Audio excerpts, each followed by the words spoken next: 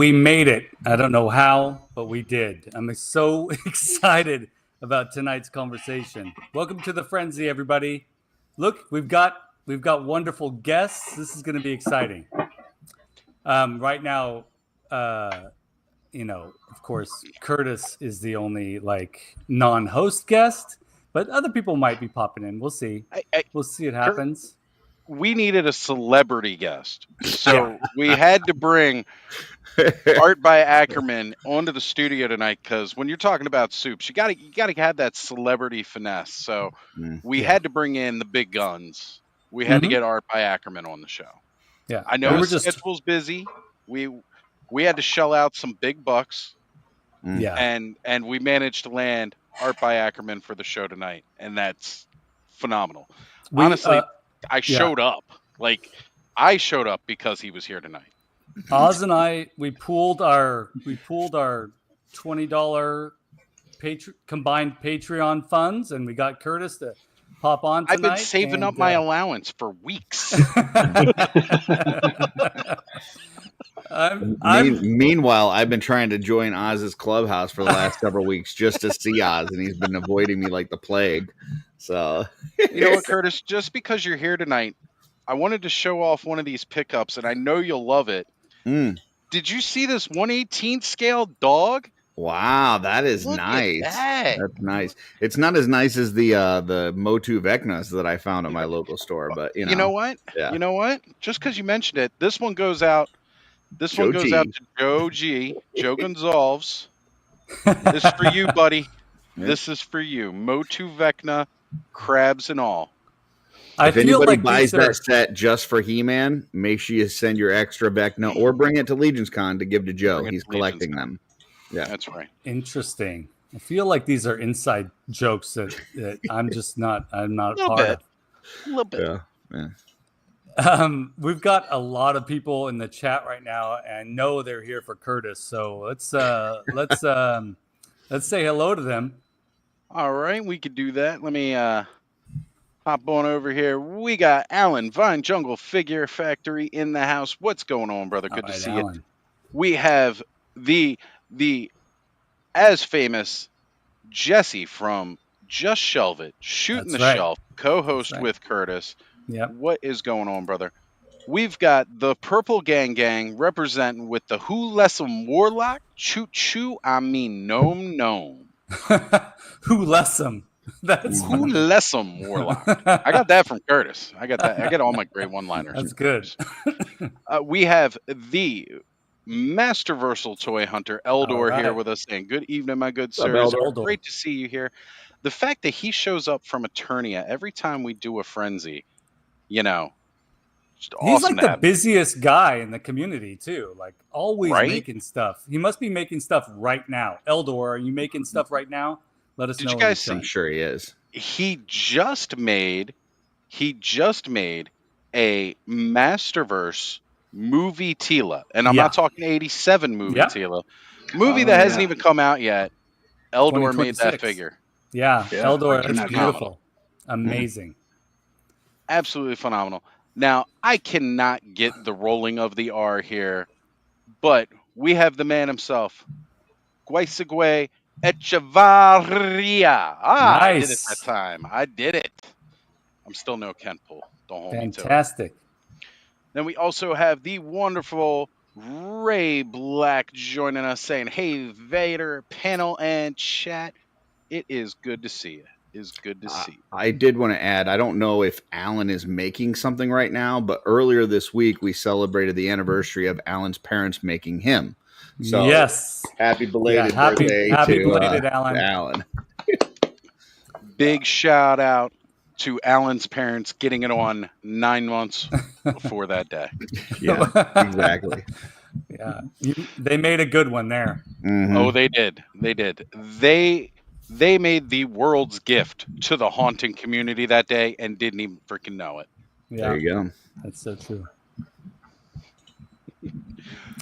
Well, it's so good to see you guys. It feels like forever since I've actually been able to sit down with you guys and do the frenzy.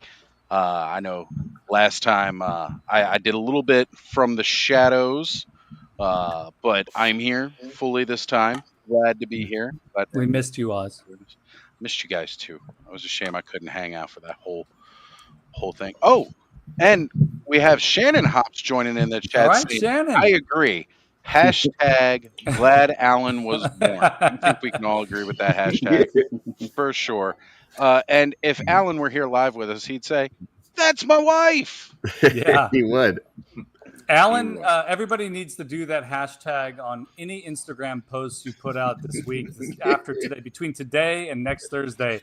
Every Instagram post needs to have that hashtag on there. Absolutely. I feel like it's not too long. Okay, so I want to just take you all on a little journey. So, Oz, this is for you. I went back in time and I went back in time recently and revisited many of the early Toy Frenzy episodes. And boy, it brought back a lot of memories. We've been doing this show for a while. Almost 3 years now. And little Oz is so cute in those early videos, folks. He's just a little guy. You know what? And I gotta say, I actually noticed that earlier because I was looking back on some older ones. My face was so much thinner. I don't know if it's because I got like the big bushy beard now, but like my face was thinner. I've gained a lot of weight doing all these lives. I don't know. I don't know about that.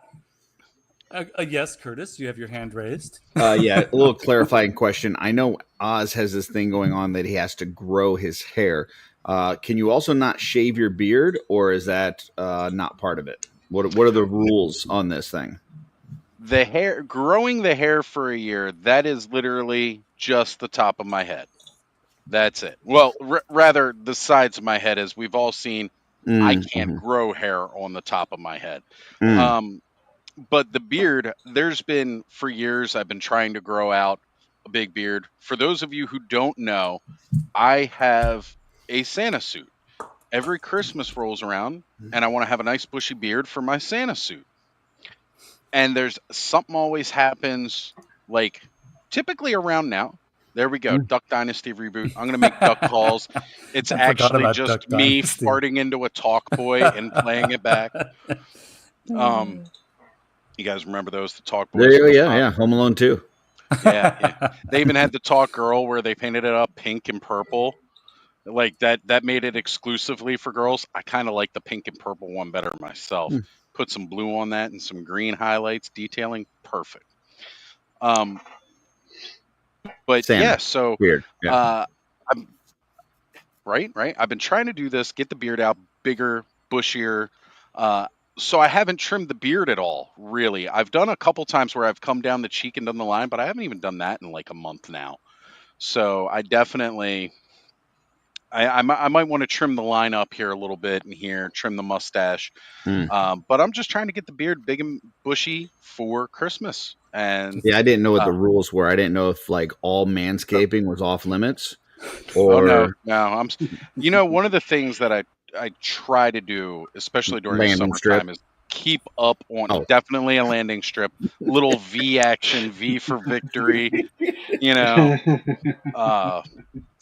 I definitely try. But just for anybody who wants to see progress updates on that, I will reveal the top of the dome.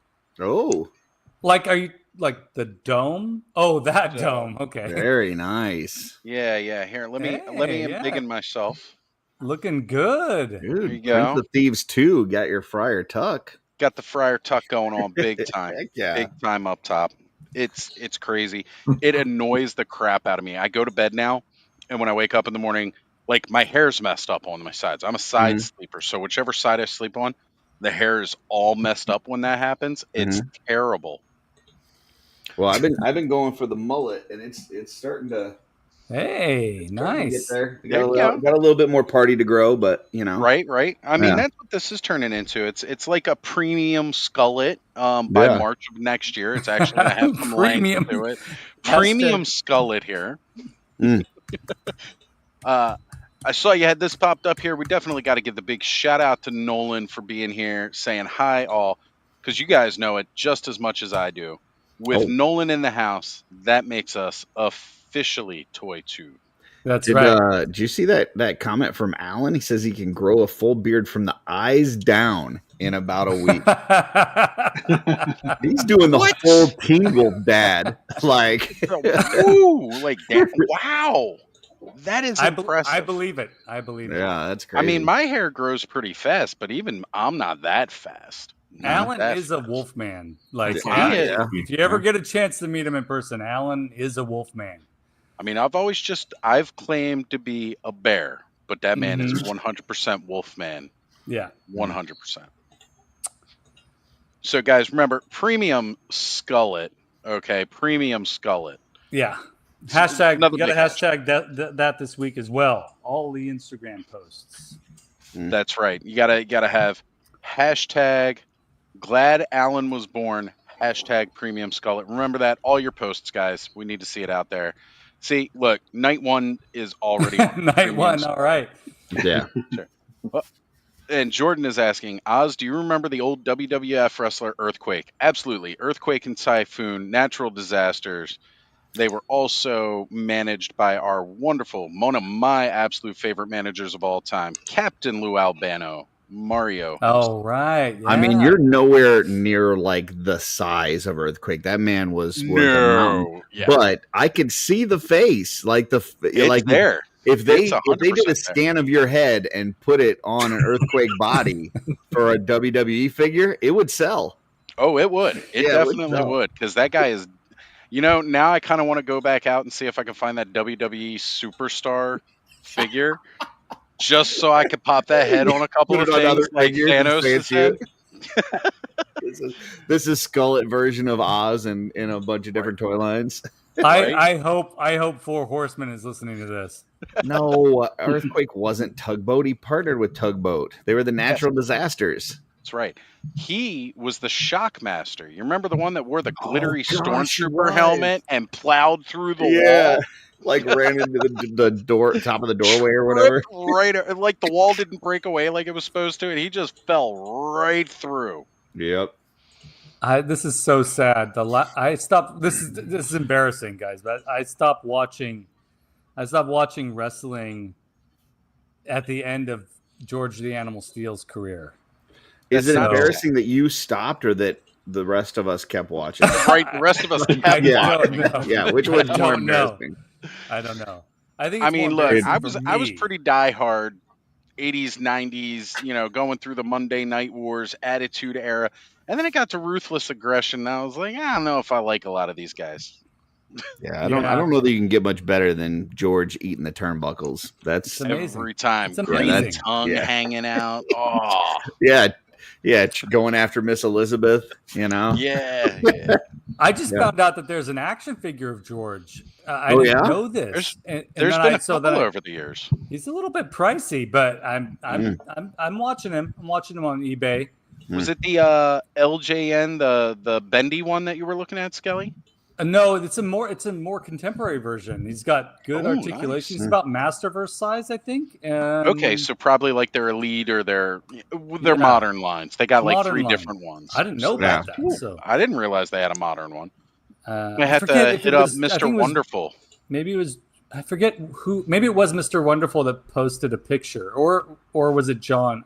I can't remember who posted the picture, but they posted the picture. John has been getting into collecting the wrestling figures a little bit more now, so it could have been him.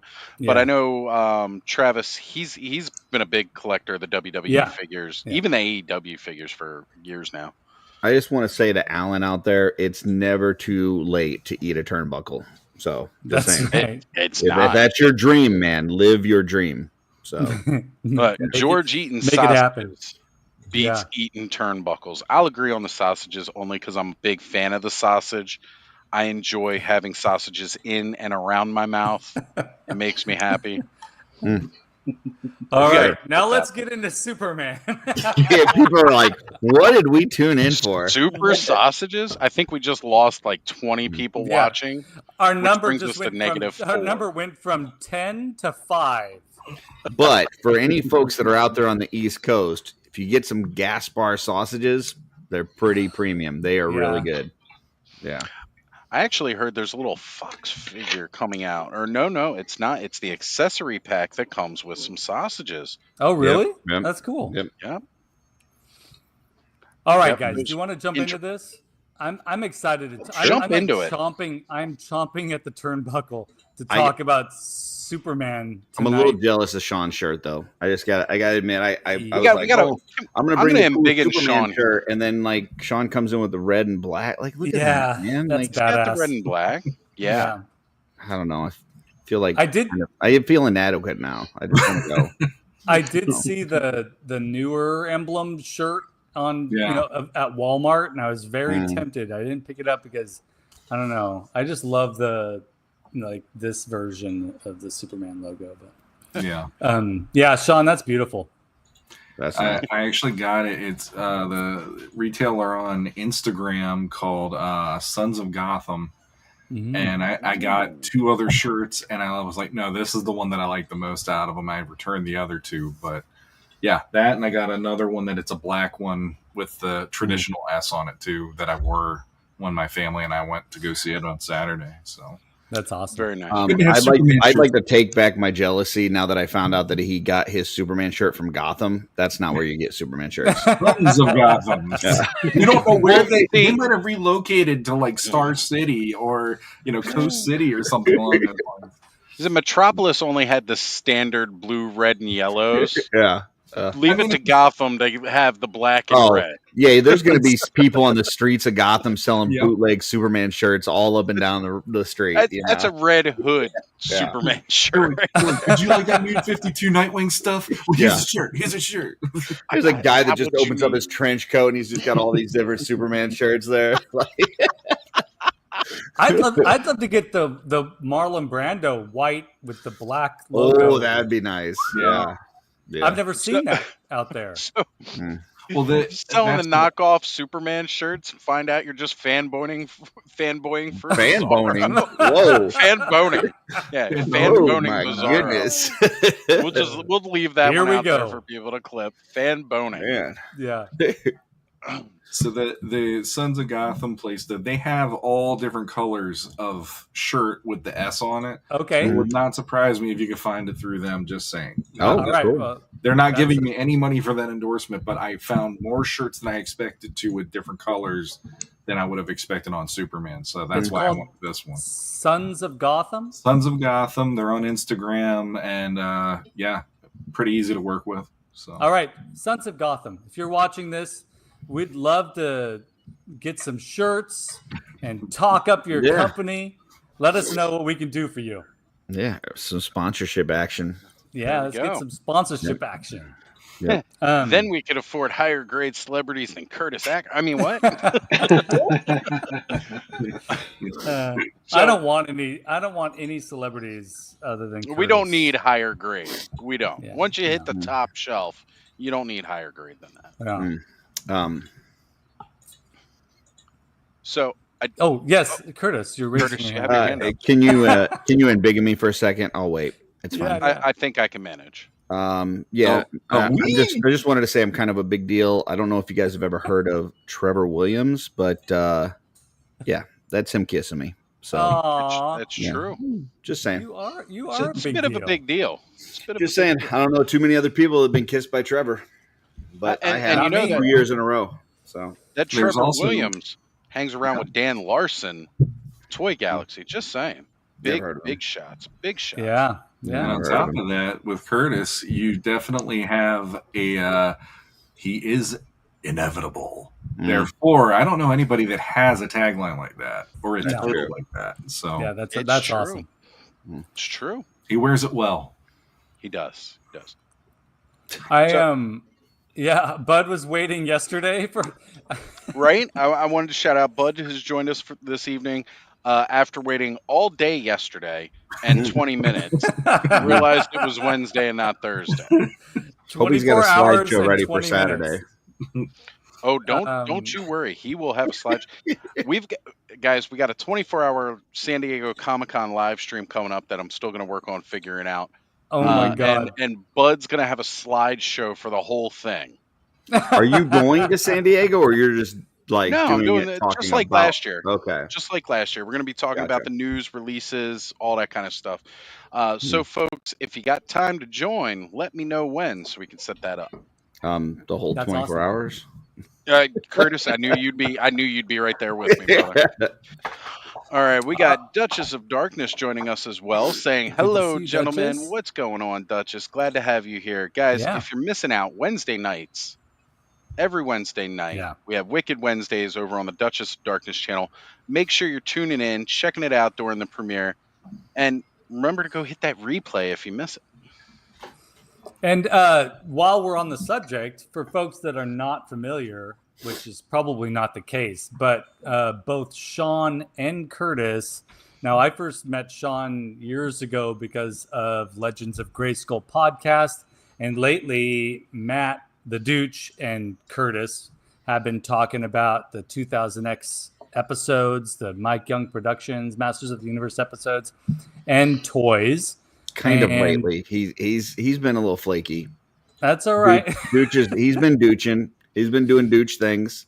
Doing the Well, douche. Yeah. I still get notifications each time a new episode pops up, and the last one was June 23rd or something like that. And Yeah. and I'm telling you, folks, if you're interested in Masters of the Universe and you're not familiar with Legends, go over there and listen to that podcast.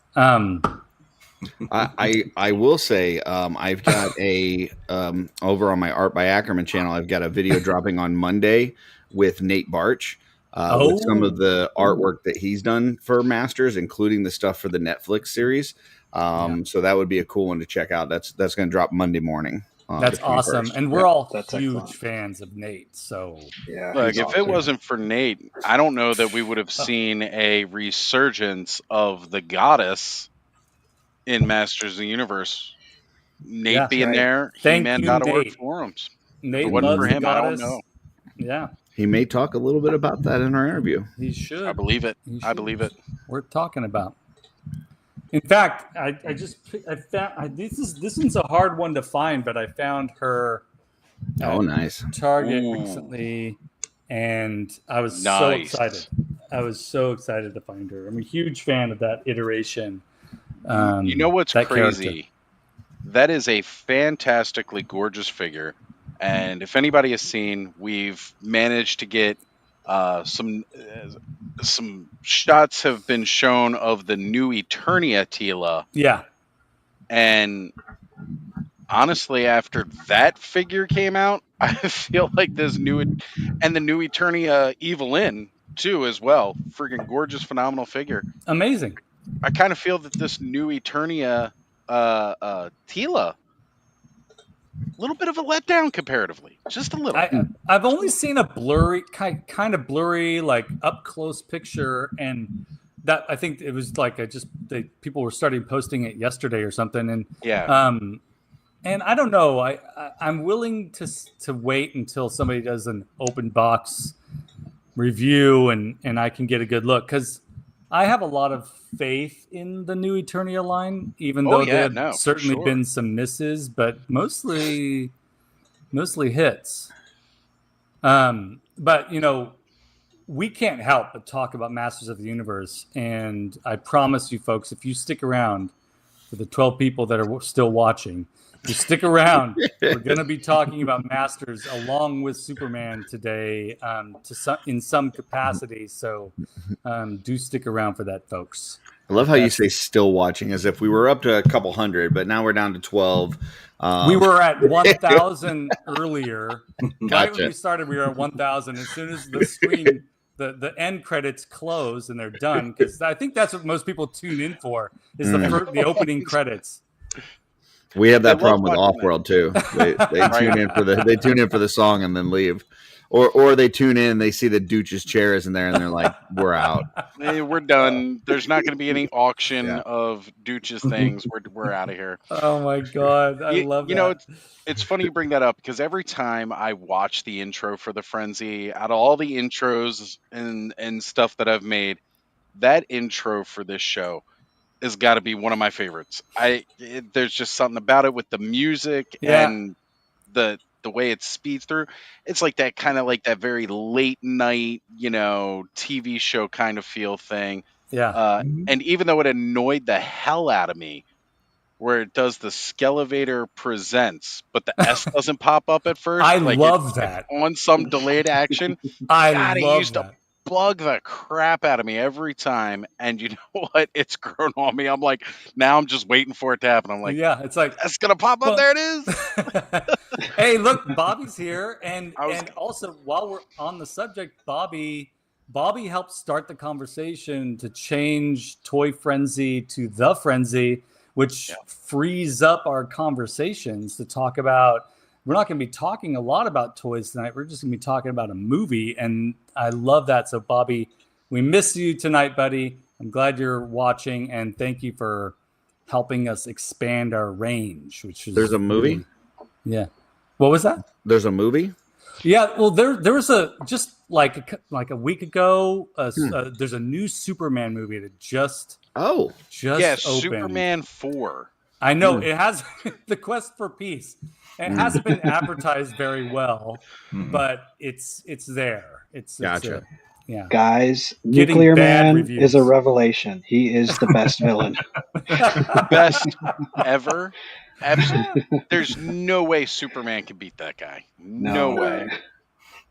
Bobby is saying, "I'm sorry, I destroyed Toy Frenzy." No, you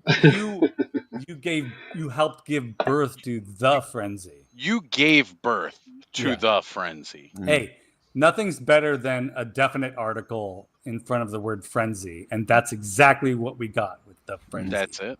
It's definitive. So thank you, Bob. Can we do a frenzy on that dude that got caught cheating at the Coldplay concert? Can we do What? it? I don't know about that. You didn't see that?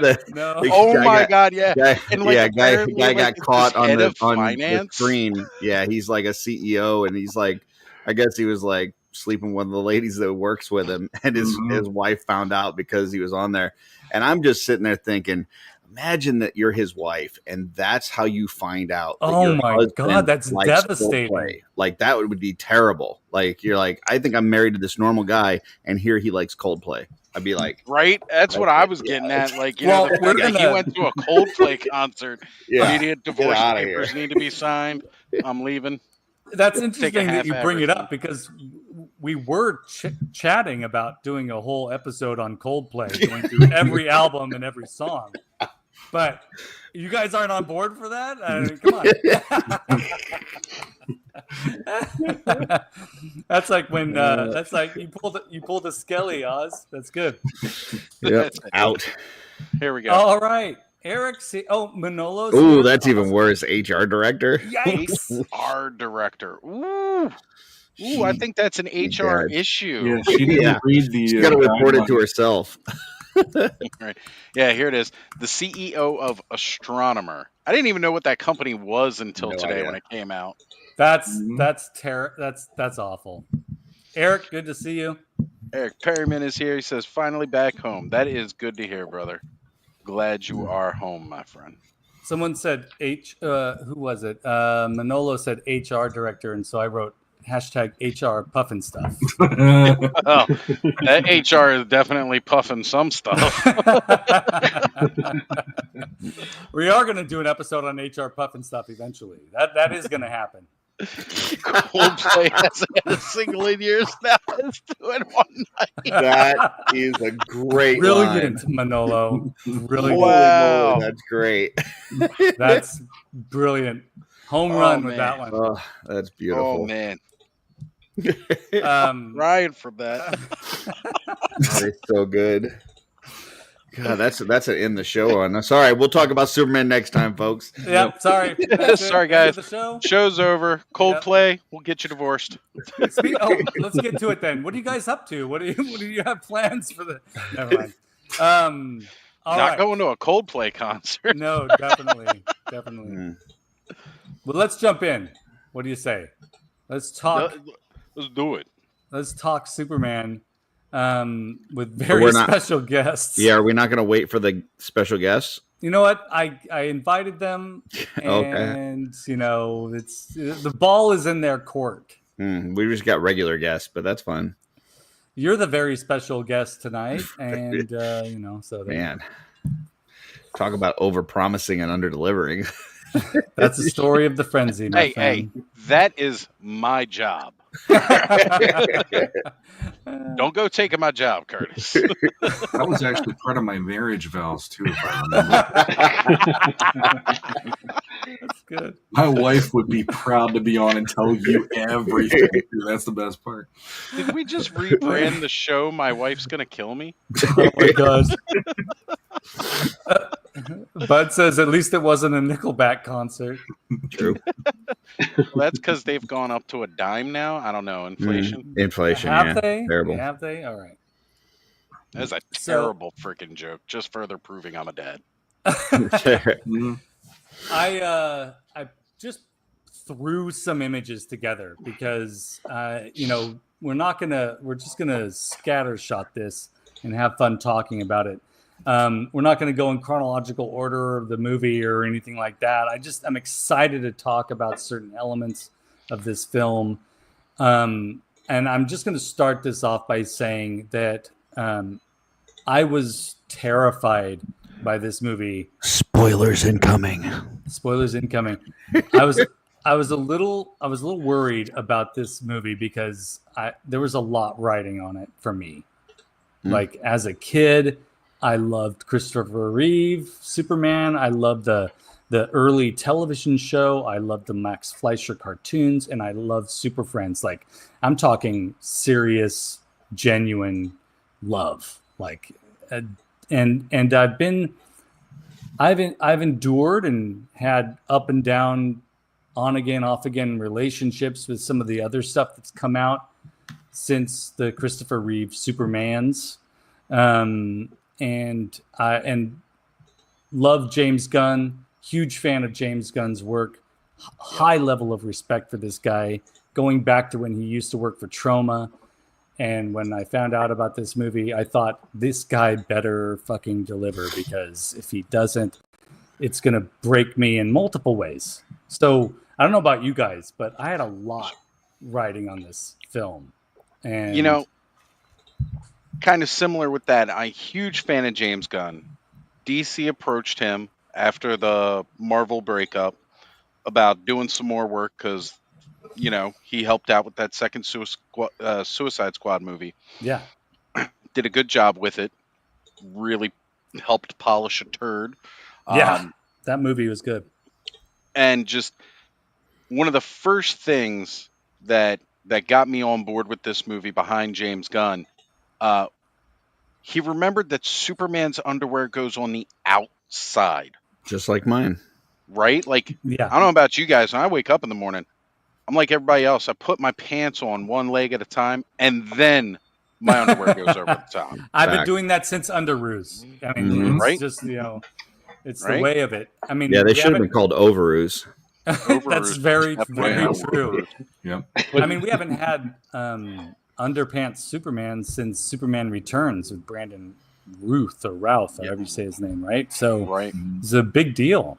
It was a very big deal. It's a huge deal. And honestly, just that first image of the costume with the underwear on the outside, I was like, all right, this is already going in the right direction.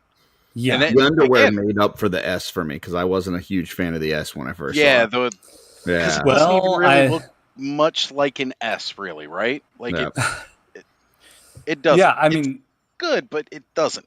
I like that the S is a nod to the Fleischer cartoon, and also a little bit, but also mainly a nod to the first appearance of Superman. So I learned to like it pretty quickly. I was at first taken aback as well because this is my favorite version of the logo. But I as soon as they showed the overroos, I was on board with everything, including that not everything has to be skin tight. In reality, skin tight doesn't make a lot of sense. So I was also okay with there being some fabric wrinkles, like we had with the spandex Christopher Reeve Superman outfit. Right. So yeah. Manolo says, family and I enjoyed it, warts and all. Oh, maybe Manolo's talking about Batman. Yeah, he's got a couple more. Yeah. Just bringing it up there. Skelly and I Go are ahead, fighting Oz. again. We haven't done this in a while. Yeah. Batman Begins, similar situation, and it was tasked to rehab the franchise, right? Yeah. And that's exactly what we're doing here, right? Yeah, exactly. Anyways, I'm going to just get to the next image. This was when I saw Crypto show up in the trailer. We've talked about this before. I had mixed feelings as soon as I saw that dog show up, and kind of lost it, right? Like, didn't expect it at all. Didn't expect it once. Had no idea. Yeah, go ahead, Oz. Yeah. I was just gonna say, like, and what a great surprise. And I know, like, that week we did a frenzy and we were talking about it, and we were a little worried that they're giving us all the good stuff in the trailer. Yeah. Right, just a little bit worried because a lot of movies have been doing that lately. All the great stuff's in the trailer, and I could totally just save myself a ton of money going to the movie theaters by watching trailers exclusively and get everything I need.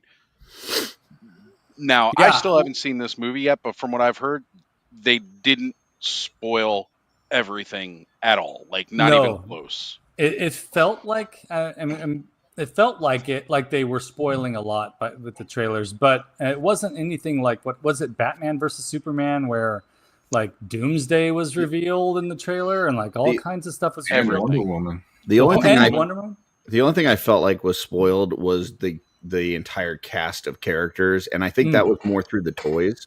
I think the toys that have come out for the last like few months leading up to this, it's like, it would have been nice if there was a couple surprises that they left, like toys are notorious for that, though, because the toys always hit before the movie comes out. And Lego is one of the worst, like one of the absolute worst culprits. Well, Spin Masters was, they've got everything out there. It's like, man, come on, leave something, But we're gonna talk about one little thing with the toys toward the end of this slideshow. So there is something in the toy line that is a little bit perplexing. But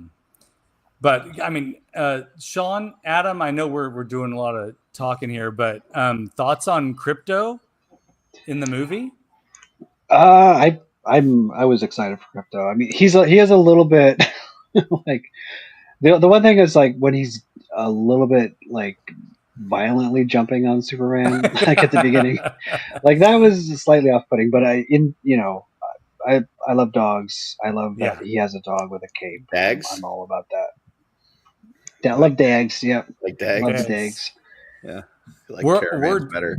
I mean, you and I, Adam, are dog people for sure. I'm pretty sure everyone else is too. But like this puppy behavior with superpowers, that's when my getting choked up for the first time was out of joy and watching a happy dog in a superhero movie. Like, we've never gotten that, and we've only gotten glimpses in comic books and obviously in cartoons, but it's not the same as seeing a CG, very well done CG dog. I mean, I was also terrified of that too, it being CG, but you're right. A very well done CG dog. I honestly didn't know that. I mean, I figured there were some special effects, but I didn't know that it was pretty much all CG dog. Incredible. It's very well done. Very well done. Had all. I heard it was actually Shawn Gunn. Was it? Yeah. I'm just joking about the dog. It being Shawn Gunn, because James Gunn always puts. It is based on his dog, though. It is based on his dog, and I bet he had his brother, because there was somebody. I heard that there was somebody in like the suit with the dots on there playing the dog sometimes. They said that they motion captured his dog. Like, they actually put the stuff on his dog and just kind of like had him run around and act like an idiot. And I love that. So and there it is. Shawn does have a cameo, because he always does. Like, he always does. Gotta have Shawn. James puts his family in all of his movies. I don't know that I would call it a cameo. I think it's actually a tease for the future, because he's playing a pretty significant character in the DC universe. He's And, going to be in. He's going to have a pretty big role in Peacemaker season 2, I think. Yeah, from what I've heard. Which I'm even more excited about that because if you guys haven't had a chance to see the Peacemaker show, It's so fun. Honestly, just go watch the intro right now and tell Yes. me you're not ready to jump into that show. one of the Yeah. best intros of all time. It's so Mhm. much fun. My wife saw the intro for the first time this evening while we were eating dinner, Oh yeah, and she was like, "Seriously?" Oh yeah. So intros. You got Let's Go Off World up here, right? You got the Frenzy here, Yeah. and then Peacemaker right there. And yeah, fantastic. Look, Twizzler knows what we're talking about. Loves Oh Eagly. yeah, Eagly. Love Eagly. Also, for a series, Eagly is an amazing CG character too. Very believable. So yeah. Here's James Gunn with his dog that inspired Crypto. Well, look, they got the same ears. Yeah, they're basically the same dog. Yeah. How adorable is that? There you go. Yeah, Peacemaker is bonkers. I was nervous when I saw the trailer with Crypto, and I was like, man, are they going to make this too wild, too wacky? Like throwing Crypto in the first movie, it's like, because this is not just the first Superman movie that he's doing. Like this is the first entry into Gunn's DC universe, really. Mm-hmm. And it's like, I don't know, Crypto is the right choice, but I mean, watching the movie, like I love the scenes with Crypto. I thought it was great. There's parts of the movie where you go, wow, Crypto is one of the more normal things in this movie, and that's impressive. Yeah. Yeah, and you go back to that behavior about him jumping on, Superman. Like anybody who's owned a dog, that is 100% dog behavior. Yeah. Like they do not give a damn. They're jumping on you. Mm-hmm. They are excited. They're happy to see you. And honestly, Superman brought that on himself because he whistled and got Crypto to come to him. He knew that was going to happen. He knew it wasn't going to be easy, but thank goodness he was there. Oh, yeah. Crypto's a great vehicle for in this movie for showcasing Superman's empathy real early on. His ability to look at all living things like something of like they are significant, and that's something that I was missing from previous iterations of Superman. So go ahead, Shawn. Yeah, we're definitely spoilers right now, right? Oh yeah, definitely. Okay. Yeah. So I got two things about Crypto. The first one being that was what made my kids want to see this movie. Mm-hmm. My daughter flat out looked at me and said, I don't care about Superman. I don't want to watch a trailer about Superman. I'm not going to a movie about Superman. It broke my heart. It literally, she saw the moment my heart broke that day. But when I showed it to her finally, she goes, I want to go to see what he does about Crypto. And I'm like, okay. And that was a huge win because when I took the whole family to see it, the kids had so much excitement for this movie. Yeah. And it wasn't even just Crypto, but that really helped. That was a great way for James Gunn to really set the tone for it's, you bring your family, your kids. If your kids love dogs, they're going to love it and stuff. And what you were just talking about the empathy, the one moment that it gets me, it doesn't make me get emotional, but it gets me in that like, damn, Superman's cool way. That moment between him and Lois. Yeah. And they're talking. She gives him the cocoa. There's a freaking interdimensional imp outside the window that the Justice Gang is battling, and he's like, "Oh, they got it. I'm not worried about this right now." Oh that my gosh, blew right? my mind that he's just like, "They got it. It's no big deal." But I love that moment where he's just like, "I'm going to give myself up now because that's the only way I can find Crypto." And she's like, "Why would you do that?" And he's like, "Well, he's a dog, and he's not a really good dog, but he's lonely and he's probably scared. I want to find him." And I'm like, holy crap. That was such a great moment of him just being like, I'm Superman. I wouldn't want the dog to be out there by himself. That's the Superman that we had in Super Friends. That's the Superman that we had in the comic books. That's always been Superman. And for filmmakers to feel like they have to change that, or dim that a little bit is not cool in my opinion. Yeah. And I understand there's the whole like he's a Boy Scout and this and that, and so they, other people have tried to make him more edgy, but that's just not the character. Like it's not the character. Like when they're fighting the big, whatever monster the kaiju thing, and like you can like he's trying to save the thing, right? Like he's trying to figure out a way to stop it, but and like the Justice Gang is just just like poking it in the eye and blasting it, and he's like, come on guys, like like he's just very, very Superman about how he's going about that fight. And even during that fight, there's that moment where there's a squirrel that's going to get crushed. Yeah. And he flies in and grabs the squirrel and takes the squirrel out of the fight. It's like, how often do you see that kind of stuff? This is the best thing I could do, the best capture I could find of the squirrel being saved. But we see the squirrel like trying to find a safe place, and Superman takes a moment. Takes a moment to swoop down and save it. Like I cried, dudes. I cried at that moment, and it could be because I have a squirrel that visits me at my window at work. But and his name's Mr. Rogers, by the way. But he comes to my window, and I feed him raw almonds. Wait. And does when the squirrel shows up at your window, Skelly, does he change his shoes? No. I changed on his little shoes. sweater. As soon as the squirrel shows up, I put on my cardigan and change my shoes. Go. And then there we go. Yes. All right. It rings the doorbell. Ding, ding for the trolley. Actually, you want to know? While we're talking about it, he does this. It's incredible. He stands up and he goes on the window. I swear to God, I have arrived. I'm here. Feed me all. Anyways, I have an affinity for squirrels. There are a lot of squirrels where I work, and that the fact that James Gunn put this in here is so punk rock and so amazing. It takes balls to put a scene like this in a film when we're so used to superheroes being tough and larger than life. Bringing it down to that level is amazing. Yeah. That's the hero that I want. And if you go back to Man of Steel, like he doesn't seem to have any concern for casualties, like in the final battle in that. Like, things are getting destroyed. Buildings knocking over. He's not trying to save anybody. He's just fighting Zod. And Man of Steel, of all of those movies,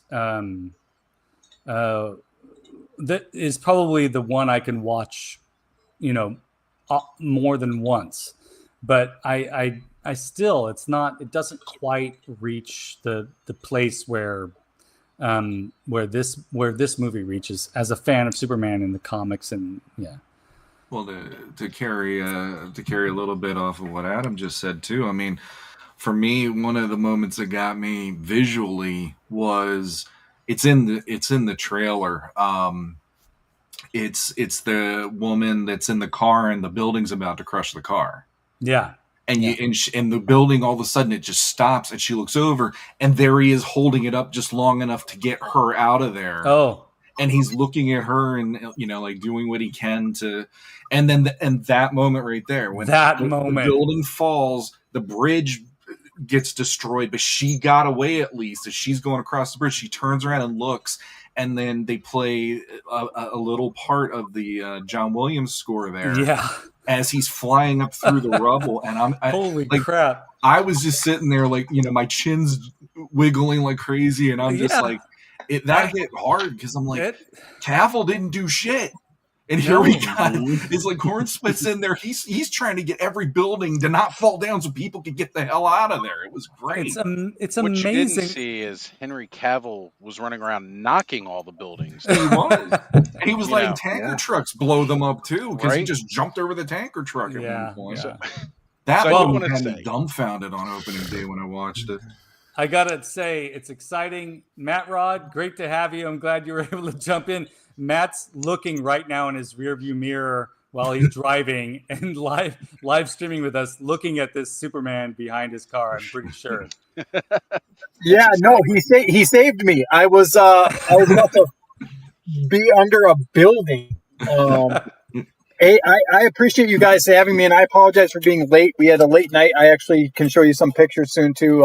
We packed up a lot of boxes and a lot of good news. But I just want to say really quick before I get in my house and get in the basement and chat with you guys, I am so happy as a creative thinker for all of you fans of Superman right now. Obviously you guys have been talking already, but I just want to echo that. Like, I know that Shawn is a Superman guy. Like, I'm so stoked for you guys, man. Yeah. Well, it's an exciting time. It's an exciting time. I agree. Like, no offense to Zack Snyder, but that DC extended universe got pretty stale pretty quick. Like, I just, when the MCU was coming together, I was excited for each movie that was coming out. Yeah. Didn't matter which one it was. I was excited for the next one, right? And it seemed that the more of the DC EU that was coming out, like, the less excited I was. Like, oh, okay. Hey, I just saved the cost of a movie ticket. It doesn't, Henry Cavill, I like the guy, and he did. Yeah. He's a good actor, and he was a good Superman. He did what they told him to do. Yeah. He did what they told him to do. I don't feel that any of the actors in those movies were the issues at all. As a matter of fact, being extremely apprehensive about Ben Affleck's Bruce Wayne and Batman, I felt he could probably pull off a Bruce Wayne really well. I wasn't so sure about Batman. And honestly, I thought his was one of the best performances. Yep. Yeah, he was great. I mean, I really enjoyed the actors in their roles. It was just everything else about it. And honestly, it kind of had a high bar that it was going up against. And Warner Brothers was trying to rush it to catch up. Yeah. It was just very poorly handled overall. But you know what? There's a bunch of those movies that are still just fun popcorn flicks, too, that you could just sit down, eat some popcorn. You don't have to fanboy about it. I don't know that I'd say Justice League is necessarily one of those, but that's my opinion. I mean, if you liked it, you liked it. But, with this, I'm genuinely excited about going to see a Superman film, which I haven't been since Superman 4. Yeah. Superman 4, Quest for Peace. Right. I'm gonna just put you on mute for a little bit in between when you talk, just because it's feedbacking a little bit. I think that might be coming from your end a little bit.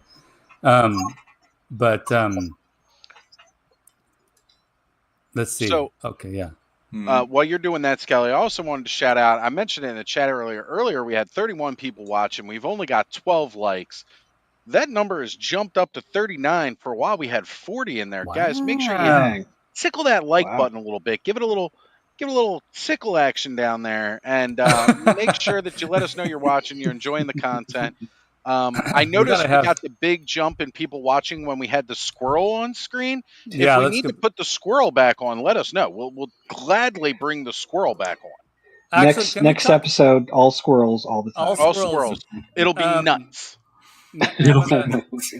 And Matt, I can unmute you here now. Let's see. Was it me? I think it was you, the feedback. Just a little feedback. Just a tiny bit. Okay, I apologize. No, it's okay. We're happy to have you. Yeah, I apologize. I don't know, obviously, what was being said earlier, but maybe can I throw a couple things in? Yes, please jump right in. So because, and again, it's cool. This movie I thought was fantastic because I've seen it 2 times, and I'm probably honestly going to see it again. And that sounds so crazy because I'm such an X-Men Marvel kind of guy, but I love. This is the thing. It comes down to James Gunn. Just like, he likes characters and he likes stories, and and it doesn't matter what the genre is. And he, two things that I think he intentionally did that I've kind of have been marinating in my mind. The one was this guy got jacked for this movie. If you watch him in his slacks and his button up shirt, there's a couple angles where you could tell if they wanted to do a shirtless scene, he would have looked like Henry. Easily. So we know he got there physically, but the intentionality of no shirtless scene and having the suit not be focused on that part of the character, that was so smart, because I was thinking about this today and yesterday. Between the original, was his name George Reeve, and then it's Christopher Reeves, or either or. That's exactly right. And then Brandon's interpretation. Even Dean Cain was obviously like, he's a little bit more of a huskier build, but overall, if we pluck Henry Cavill out of the dynamics, it's never been focused on his body or being like the peak human form. Like that's never been the point. None of those guys I listed outside of Henry, even Ben Affleck did like a version in a movie where he like played the actor. It was like a movie about the actor. Hollywoodland. Yeah. And so when you stop and think about that, you realize that like the focus that Snyder had on it, like, was never the focus for any of the history ever either.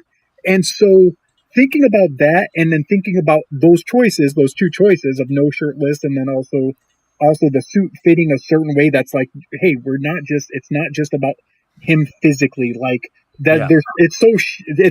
And again, not that it's not a good thing, but like, it's so shallow. I started thinking, I almost feel like Chris Evans and Chris Hemsworth ruined Superman for Snyder. Like they like set that bar as far as the physicality, because the physicality of those two characters is very ingrained in the character as far as the development. Like you have him when he's a little boy, and then he becomes Captain America, and his body's completely different. But it almost feels like when those movies came out, like Zack Snyder needed to prove that, like, well, Superman is like peak male human physicality, and like did such a hard focus on that angle. That angle is so shallow. That's like, the angle is literally a comic book panel. Like, that's how shallow it is. It's a flat surface. Like, yes, and the thing is, we all love Henry. I think Henry, and like, I love David in this, I think Henry could have done some of this. He just never had the chance to. Yeah. Like, we never saw him be, like, literally you give 2 minutes of this Clark and you're like, holy crap, we haven't seen Clark in over a decade. Yeah, basically. exactly. Yeah. Which is, it's nuts to think about, but I definitely think that that's a point that was very intentional. Yeah. Yeah.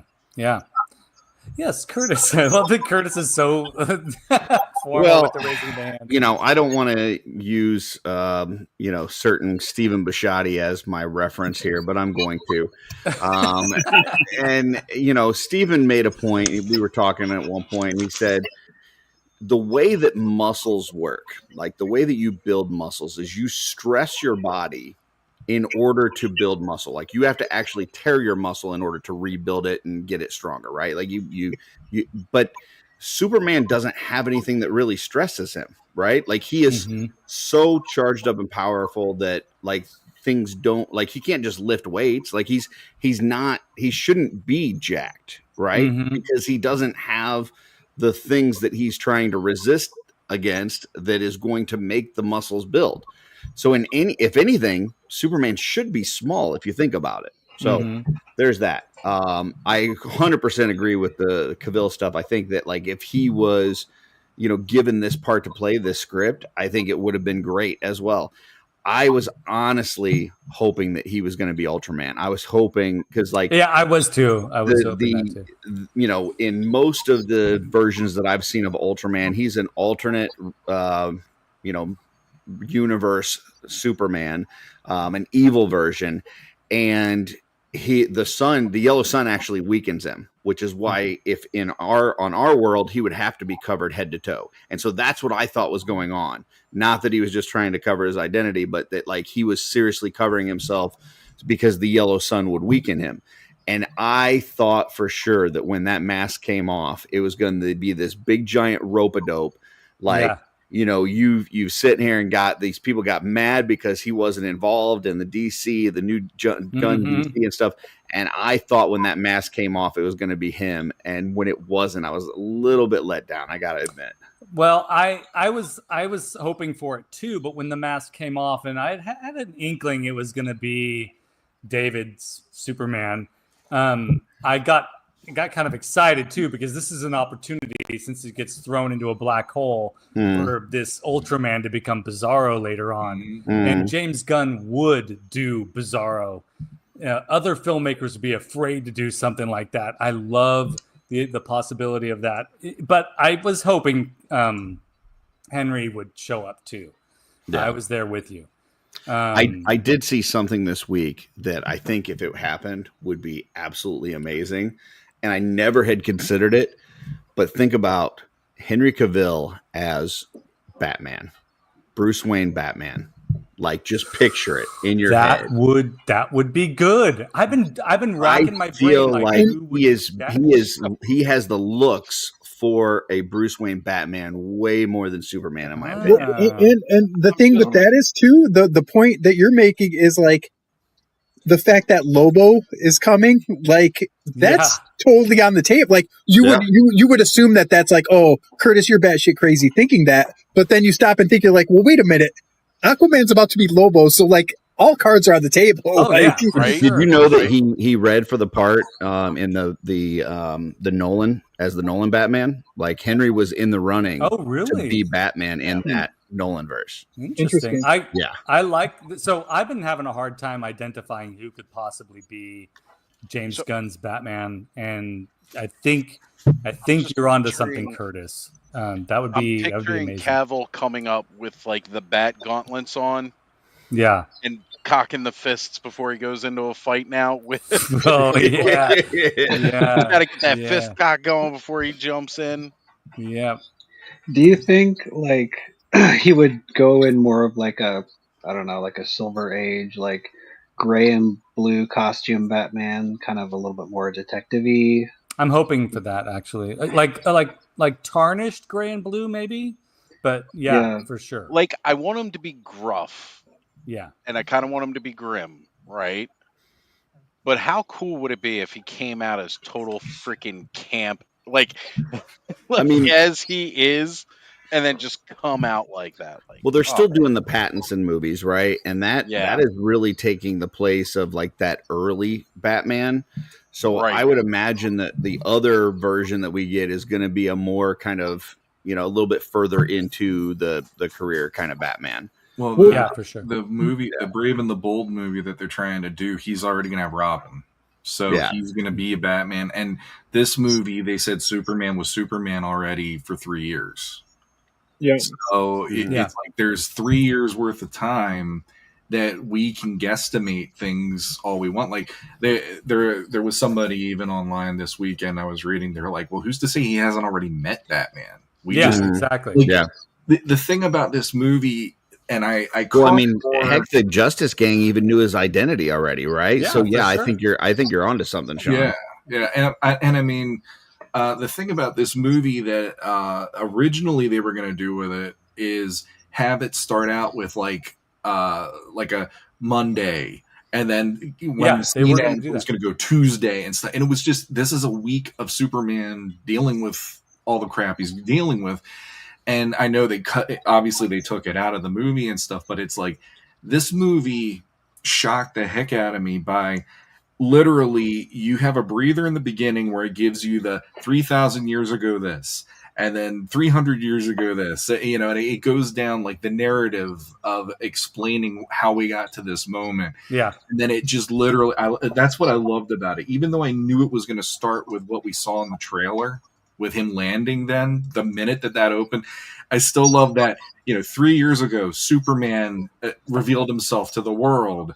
And then 3 weeks ago he did the he broke up the war and all this stuff, and then 3 minutes ago he lost his first fight, and it just starts from there. And I'm like, when I read that line, I was like, oh damn, you got me, James Gunn, already just with that, you know. Speaking of we're giving this movie a lot of compliments, and I want to add to that real quick. Shawn, do you remember what Superman says in this moment that we're looking at here? Yeah, he says, what Mr. Terrific's like, what are you doing down there? We got all this stuff to. It's like, I got a lot of important stuff going on. Yeah, okay. I'm not messing around. I'm doing a lot of important stuff. That's right. Stuff, yeah. Now, the reason why I asked Shawn to do that is because when I saw this in the trailer, guess who popped into my brain immediately? This sounded just like Shawn. I was like, that is Shawn. Immediately. And now every time, I'm so glad I got to hear you say it, because it sounded just. That's what he tells us when we ask him why he's not on Offworld on Friday night. Because really got stuff going on. Yeah. Look, I'll just, from now on, this will be the GIF I send to anybody if they invite me to something. I got a lot of stuff going on. Please do. This is going to become a GIF. This is like the GIF of the century. But yeah, you may have seen a comment from Greg, formerly the Brute Scale. He had some important stuff going on a little bit ago, and then I called him out that he wasn't watching the Frenzy, and just let him know, you know what? I'm not mad. I'm just disappointed. But now that you're here, Greg, I'm certainly feeling a lot better. I know Curtis had similar feelings on the matter, so this is a good step in the right direction. I appreciate it. Thank you. For sure. All right. Good to have you here, Greg. I will say, Skelly, I know we're heaping a lot of praise on this thing. I do have some bones to pick. So whenever we get to that section or segment, I do have a few things. I do have a few things as well. I want to talk a little about, and this is a good segue actually to a bone to pick. All right. These are all, by the way, these are all good things. Maybe not Supergirl so much. We'll get to that. But I think Supergirl's awesome. Yeah, Jimmy Olsen was fantastic. I loved this version of Jimmy. Where have I seen that guy yet? I was watching it with my kid, and like whenever like the girls were into Jimmy, I look over at my kid, and my kid is just shaking his head like he got the joke. Like there's just this guy, chicks dig this guy. Like we don't get it, but it is what it is. It is the way it is. Yeah, I mean it's like Matt Rod, you know. Yeah, exactly. Exactly. Well, it's the dino choice. I'm watching it. I will say I think I figured it out, and maybe I'm wrong, but like the whole thing with him is he's always Superman's pal. Yeah. And so I honestly think that part of his sex appeal with the ladies is the fact that he knows Superman. He's a clown. I think he's just got it. I think it's one of those where he doesn't show interest, and that's what makes him attractive. Like he's one of these guys that's just like it doesn't even affect him. Like he's like not even fazed by somebody's beauty or status or whatever. And I think that's what it is. Like girls like when guys don't seem interested for some reason. So yeah. I love that they also included Miss Tessmacher. Am I saying her name right? Like the fact that I love Tessmacher in the original Superman movies. Just such a hilarious character, and I love that they let her be ridiculous in this movie, and I actually felt for her a little bit. Like I felt for her. I could a little bit identify with that neediness, and so it's cool to have that character back. And I just want to get to this guy though. Really quick on her though. Now, like, and I'm not trying to pick it apart, but like, when Curtis was saying like, there's like certain things that like we have like qualms with. I just realized they could have given her like that little quick moment of like the recognition of like, yeah, you sent those pictures, like, because they figured out the pictures in the backgrounds were like very important. Like they could have kind of given her like a quick little like, dang, she's smart. Like she's dumb, but she's not credit. Yeah, you know what I mean? Like they could have given her that a little bit. Now that I'm thinking about it. Because she did that, despite the fact that it shows up as selfies. She knew what she was doing. Yeah, right. And Yeah. so give her a little credit there. Yeah, for Yeah. sure. I mean, she didn't take care of her toes, but yeah. We never got to see her toes, and I'm happy for that. She's going to be a character in the next movie for sure. Yeah, indeed. As Tess Locker should be. Aqua feet. Yeah. Nicholas Hoult as Lex Luthor. Guys, what'd you think? I mean, it's no Beast, but Beast, yeah. It's kind of one of my gripes. Not anything that he did. I think he played the role really well. And I feel like it was such a fast-paced movie. Like there was just so much action going on that you didn't have enough time to really develop this character, I don't think. I like when Lex thinks he's the good guy. When Lex feels like he is protecting the human race from Superman, that's the Lex Luthor I like. This Lex Luthor was very much out for himself. It was very selfish. It was very angry. It wasn't like you didn't get that, hey, I care about human beings. I'm the hero of this story. You're the alien. I'm the hero. You didn't get that vibe from this. And so that's part that I really kind of was hoping for.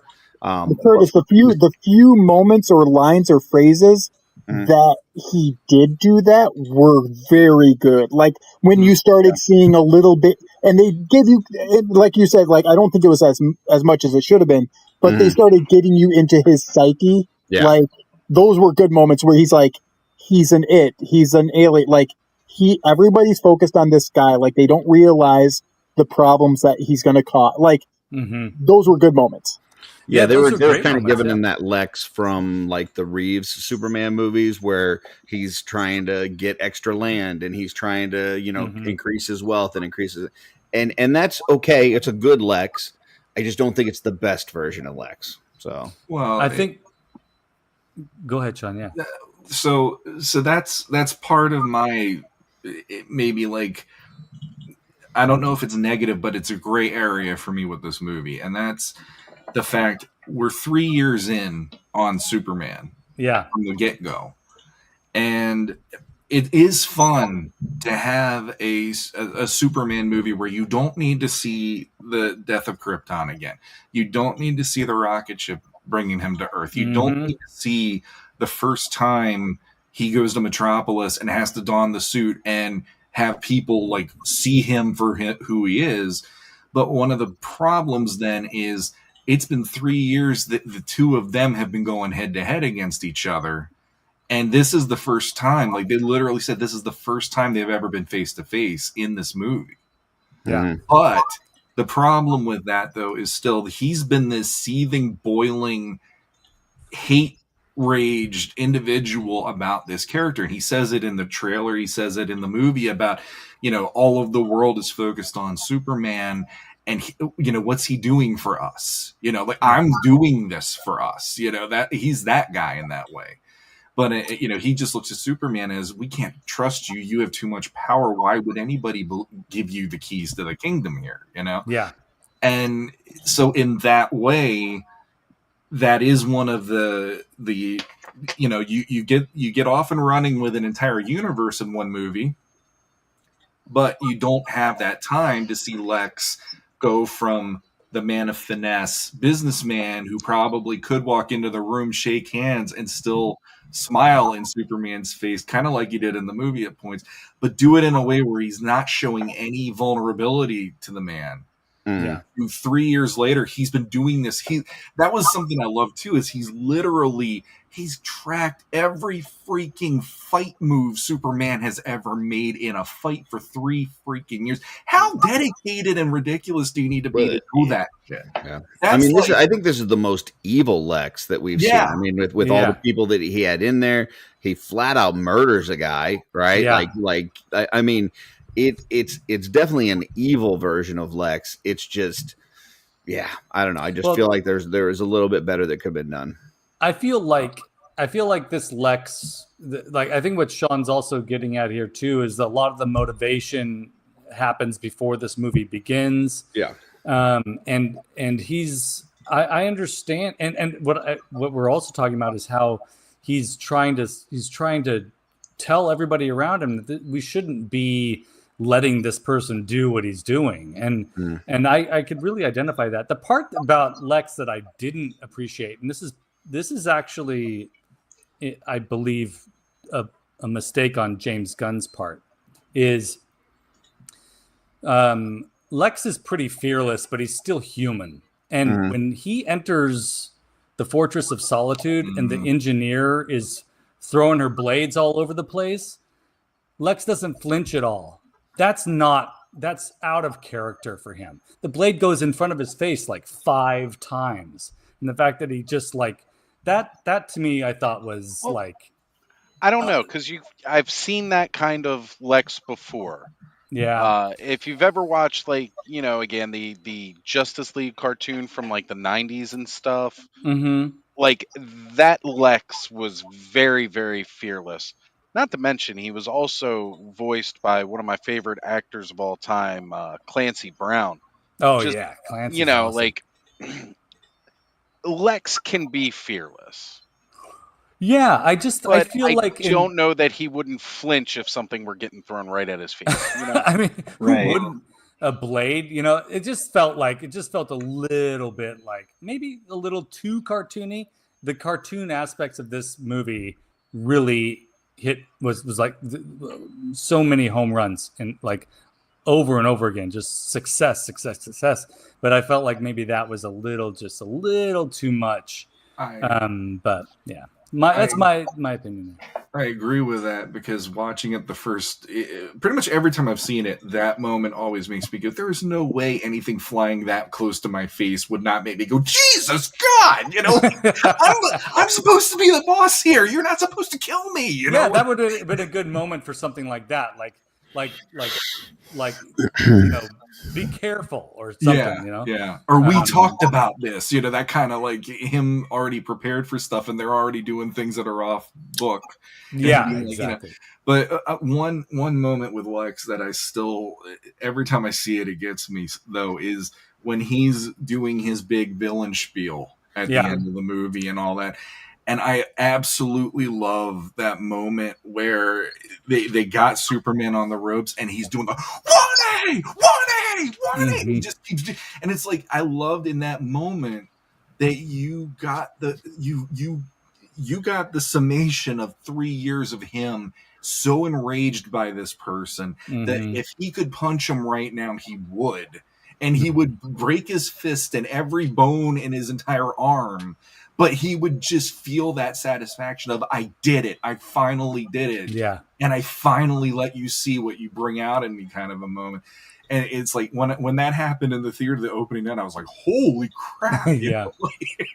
It's a brilliant moment for me when it comes to the way that Nicholas Hoult acted as Lex. Yeah. So I did want to chime in again here and say, guys, we got 53 people watching right now. Wow. Again, make sure earlier I said tickle the like button. Forget that shit. Smack the crap out of it. Beat it up a little bit. All your lunch money. Yeah, smack it. Smack it like Shawn was showing you. Put a little stank on Play it. Russian roulette with the like button. Right. Hit Deer Hunter on that. For the love of God, don't feed Superman a falafel. Right. Hit that like button as much as you can, folks. And if you're not already subscribed to the Skelevator channel, I don't know what's wrong with you. I mean, Skelly builds amazing 1/12 scale dioramas. Oh, shucks. Thanks, guys. He's been rebuilding his Castle Grayskull. If you guys missed that out, make sure you go watch those playlists. Hit that subscribe button. I remember when Skelly was just under 1,000 subs a couple years ago when we started this thing. He's now at 1.82K subscribers. If you're not already subscribed, hit that subscribe button. Let's get this guy over 2K. He deserves it. Thanks, Oz. I'm glad you said it. I'm not so good at that. Of course, as I jump in and I say that, now we're back down to 43 subscribers. You know what? Forget all that shit I just said. Wait. Let me fix it. No, squirrel. Yeah, squirrel. Squirrel. There we go. Squirrel back. We need the squirrel back. Doing really important stuff. Yeah. That's right, Shawn. One more time. I'm doing really important stuff. Apparently, that's what everybody else just left to go do. All right. Well, and we've talked a lot about cool things here. I'm just going to jump to one thing really quick, and then we'll get into some gripes. This is a compliment. What you're going to talk about real quick, just go back to just really quick. And this is it should be Superman being helped up by stop there, yeah. That guy right there. Okay. I just need to say this, and because this is a comment I'm going to make, and I'm making it for myself as well. Yes. We have gotten to a point in society and in our fun nerd fandom and our fun critiques and our fun just awesome videos and all of these reviews and everything.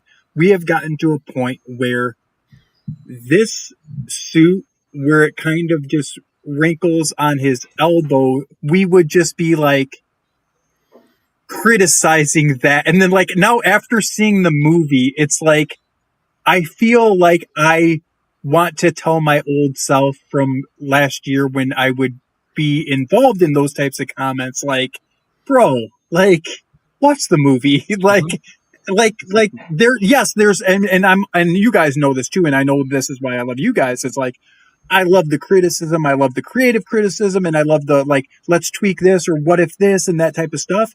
But like when we get to a point where we're just like, this movie's trash because this suit looks this way, I'm thankful that this movie and James Gunn did such a good job, because I almost like look back at myself and like, you know what?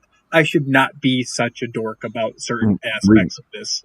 Regardless of casting or costumes or anything else, this movie was going to be made or broken based on the story, based on the character building, the world building, the I think the thing that James Gunn does so well, if you look at like Guardians and why it worked, and you look at like Peacemaker, he takes these characters that you should either not care about at all or maybe even dislike based on who they are. Like they're just not necessarily great people, and he makes you love them to death. He builds these characters up to where you feel for them. You care about these people. And well, because that is what this is. Curtis, it's because he understands the word character from a writer's standpoint. So when you understand that, you don't get it confused with concept, where it's like, oh, these 10 directors would be like, oh, well, I need me some Green Lantern, and I need me some Hawkman, and I need Batman, and I need Martian Manhunter. And James Gunn is like, you know what? Give me the C and D list characters. I don't care, because they're characters and I know how to write. Yeah. So like just the proof of that, like it just echoes throughout, like, again, his intentionality of being like, it's character and story driven first, not again, two-dimensional. Oh, well, we need a Batman for this movie to work. Well, we need to make money, so let's do Batman versus Superman. Like, well, don't you think we should build a world for a half a decade before that? No, like let's just start off at that point. Like, well, the other part is that for the last like 30 years or so in superhero movies, they've tried to take the superheroes that we know from the comics and put them in our world, right? They make the suits darker. They try to make everything more realistic. Like, how could this work? We explain magic as science and all this kind of stuff. And this was super comic booky. Like this whole movie, like the one scene that I'll like, I think is the most comic booky. He goes flying in the air. The raptors come at him, right, which are humans in costumes. And he spins around and like laser blasts all of them with his eyes. And they go falling to the ground many, many, many feet. Yes. In reality, they should be dead, right? But they land on the ground and kind of bounce, and they're like groaning like, oh gosh, It was the equivalent of like when an Acme character, like a Looney Tunes character, has the bomb blow up in their face and you just see the gunpowder, right? But you don't feel like they were ever in danger, right? Like in this situation, it's like, yeah, he blasted these guys out of the sky, knocked them down, but you're not going, man, did he kill all those people? No, it's a comic book. This is what this is. It's a comic book. So, Filmation, Masters of the Universe. Yeah, absolutely. Like it can happen. The hero is supposed to know that's a robot. That's the same exact robot, but there's a human inside. I know the difference. The hero is supposed to know that if the hero has that kind of care inside of them. Going back to what Matt was saying just a second ago about the kind of critique that geeks like us have a tendency to fall into sometimes, I think it's important for people to give these creative endeavors a little bit of grace, because you never know. Something's going to be off always. There's always going to be something that's a little off. You know, if you're a diehard Superman fan, there's not going to ever be a movie that's going to quench that thirst for you. There's always going to be something. And we have to remember that, you know, we're all Masters of the Universe fans, and you know how mean the Masters of the Universe community can be sometimes.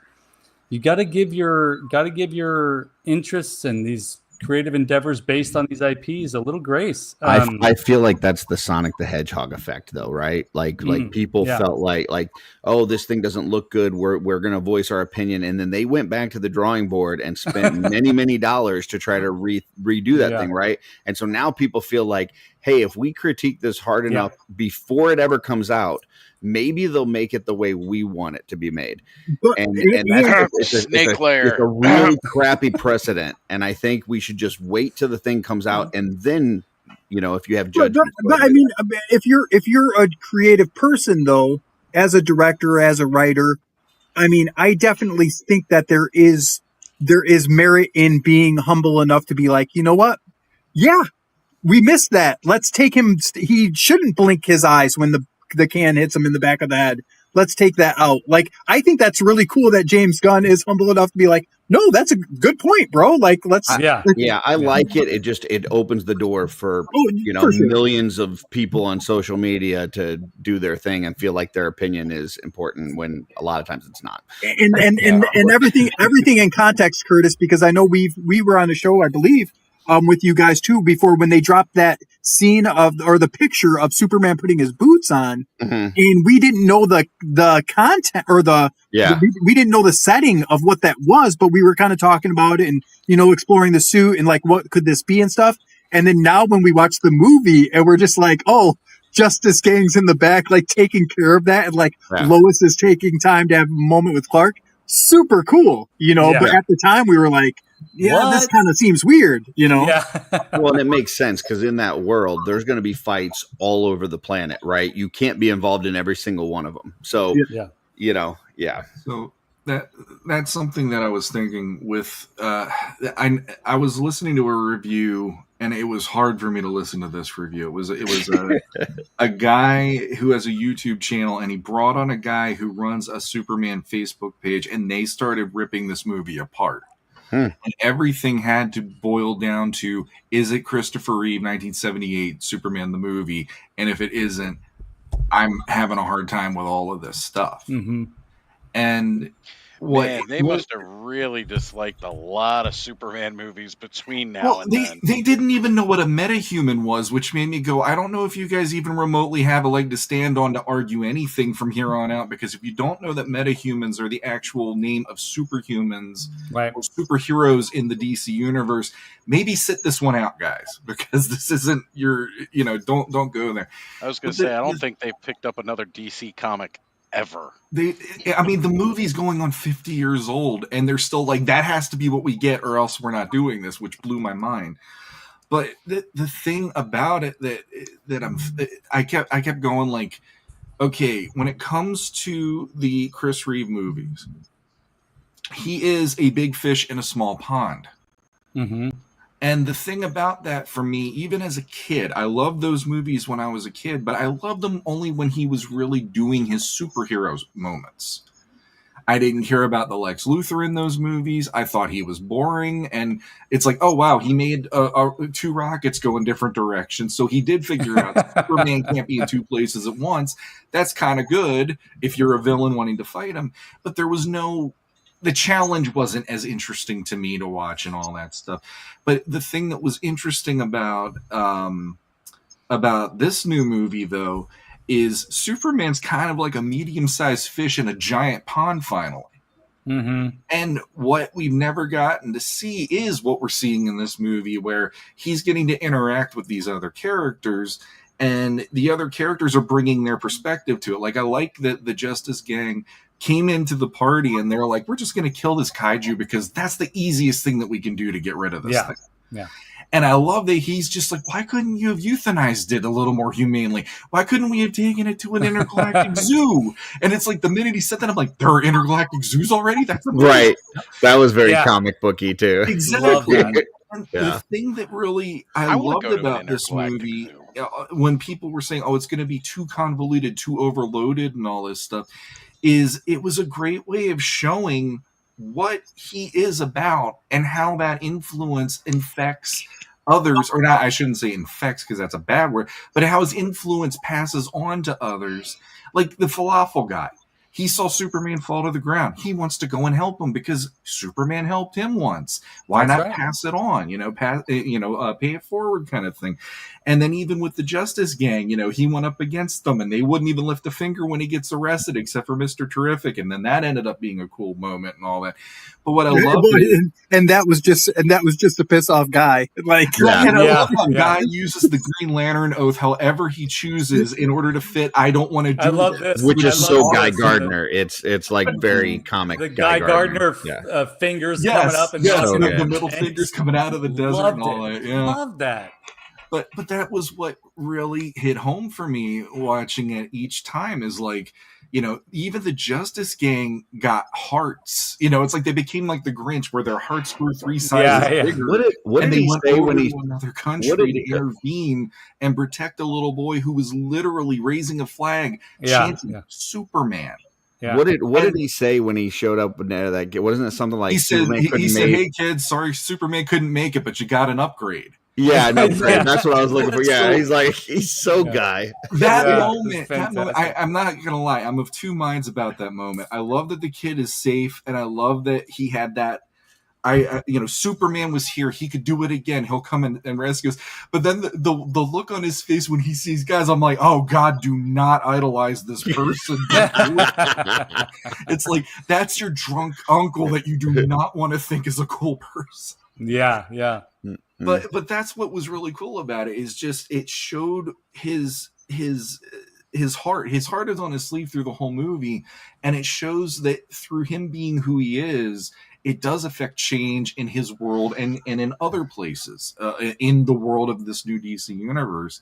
Mm-hmm. And that's something that I didn't realize how much I was craving that out of this character until I watched this movie. And I'm like, that's why the Chris Reeve movies, they're magical if you're a kid and you have that owning to them as an adult if you grew up with them. But there gets to be that point where you're like, but man, it'd be kind of cool to see like Guy Gardner in this one with him, or it'd be kind of cool to see, whoever, as long as it's not Lex Luthor with a land grab plan again every time, and so it started off on a really good foot in a lot of ways. We're gonna get to have that now. I gotta say, like the whole interview between him and Lois, like that's my favorite part of the movie by far. Like you could have given me 2 hours of just them being, going through that interview, and I would be totally fine. This Lois, this actress, dude, I'm just like, very good. Like it's again, it's weird to say that like you would like the balance of like, boss bitch, like girl with a job, like all that type of stuff, but like still feminine and like still like loving and caring and like all this, like just the balance of this chick's acting, like this role, like I hope and I know that there's like just young women that are going to watch this movie and be like, dude, there she is. There's like that's what I feel like a feminist is like somebody that wants to work, doesn't have to, but also is like beautiful, but also strong, like, and a little bit of everything. Like, I just think that she's my, and the top 3, him, Lex, and her, like, for me, it's probably my favorite actors of those 3 that I've ever seen movie wise. But I will say Nicholas as Lex was like, I can honestly say I don't know if I've ever really liked him in a movie before. Like, I've not like, maybe not liked him, but like him as Beast was like, nah, like, and like him, Jack and the Giant Killer, like, he's fine. Like, but like him as Lex, I'm more of a Brainiac guy than a Lex guy.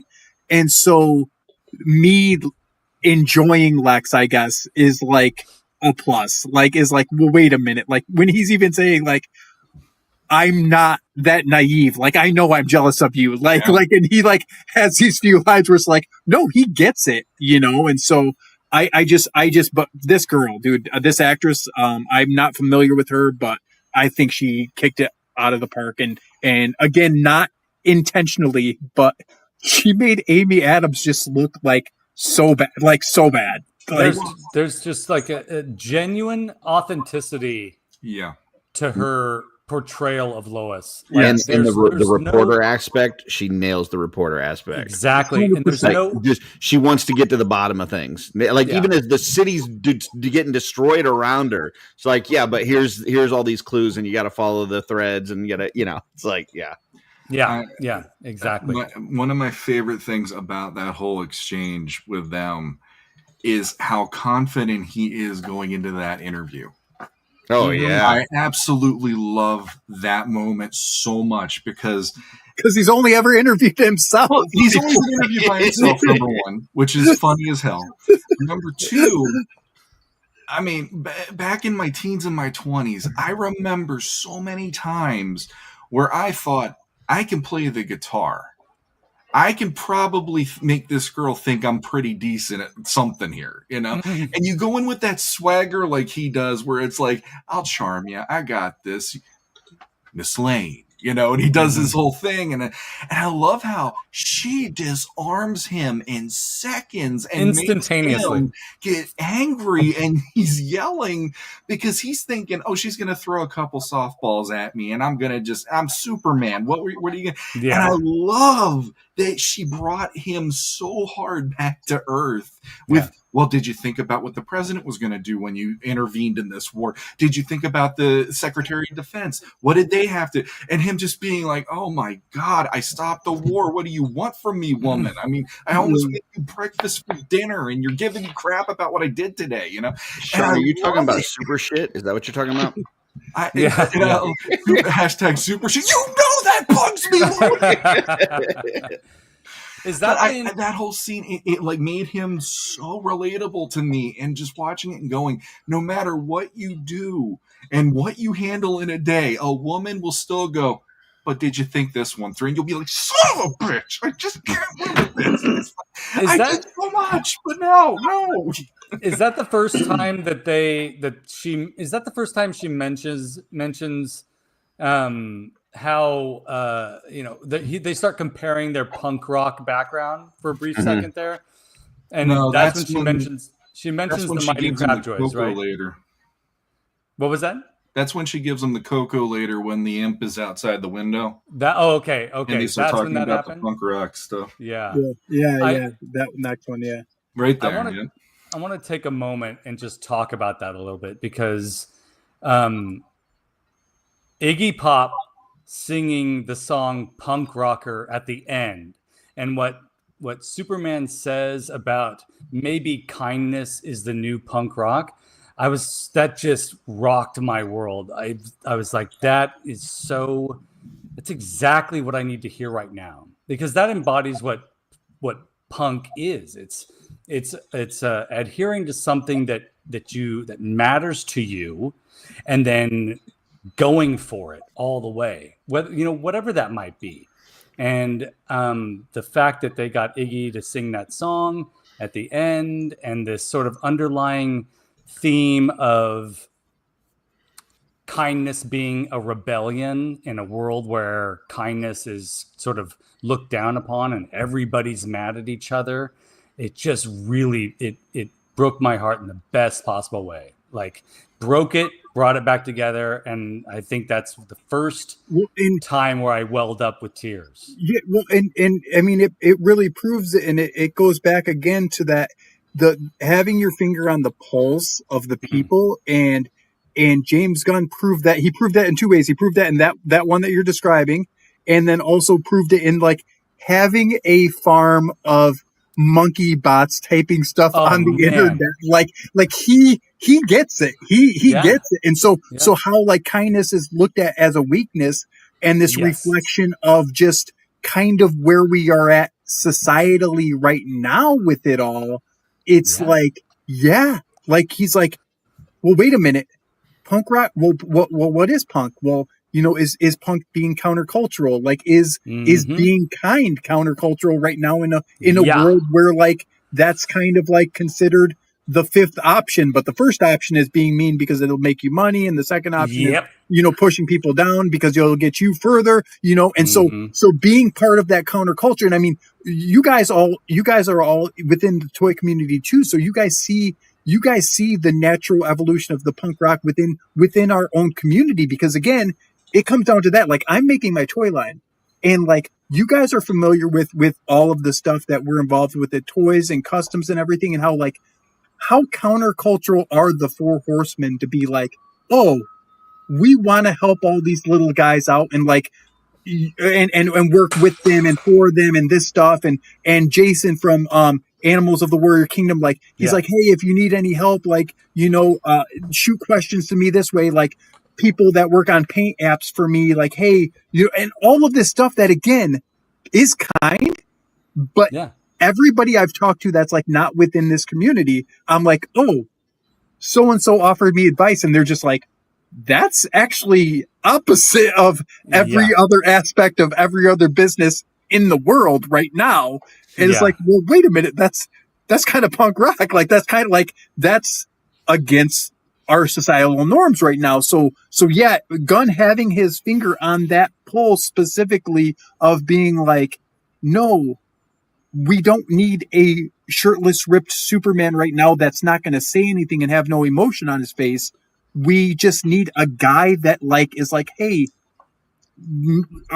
I care about that dog that's about to get stepped on. And as small as that is, it echoes so large, and the echo is so large in a society of where we're at right now in the world, Yeah, absolutely. Curtis. I just, so a little quick story. Sorry. Recently I announced that I'm putting together a paintbrush set for customizing and stuff, put it out there. And, it was just something that I was, wanted to do, and got overwhelmingly positive response. Like, a bunch of people were happy for me. People were saying that they wanted to buy this, that. I had one person that was just like super negative for like no reason. Like, I don't have a problem with this person, or whatever. And just was like, you're trying to push stuff on the community. You're trying to take advantage of people and this and that. I'm like, dude, I have dumped so many thousands of dollars and thousands of hours into this community. Yeah. Like, I am just trying to put something out there. I just don't feel like this. But it's weird that like you get, hundreds of very positive comments, and you get that one negative one, right, that is totally unfounded, and it just eats away at you, right? Mm-hmm. And I can't even imagine like when they're going through that moment, they're talking about the hashtags, and he's like, I don't pay attention to social media stuff. It would be impossible. It would be impossible to not let that stuff get to you in this world, in this society, with what we've got going on.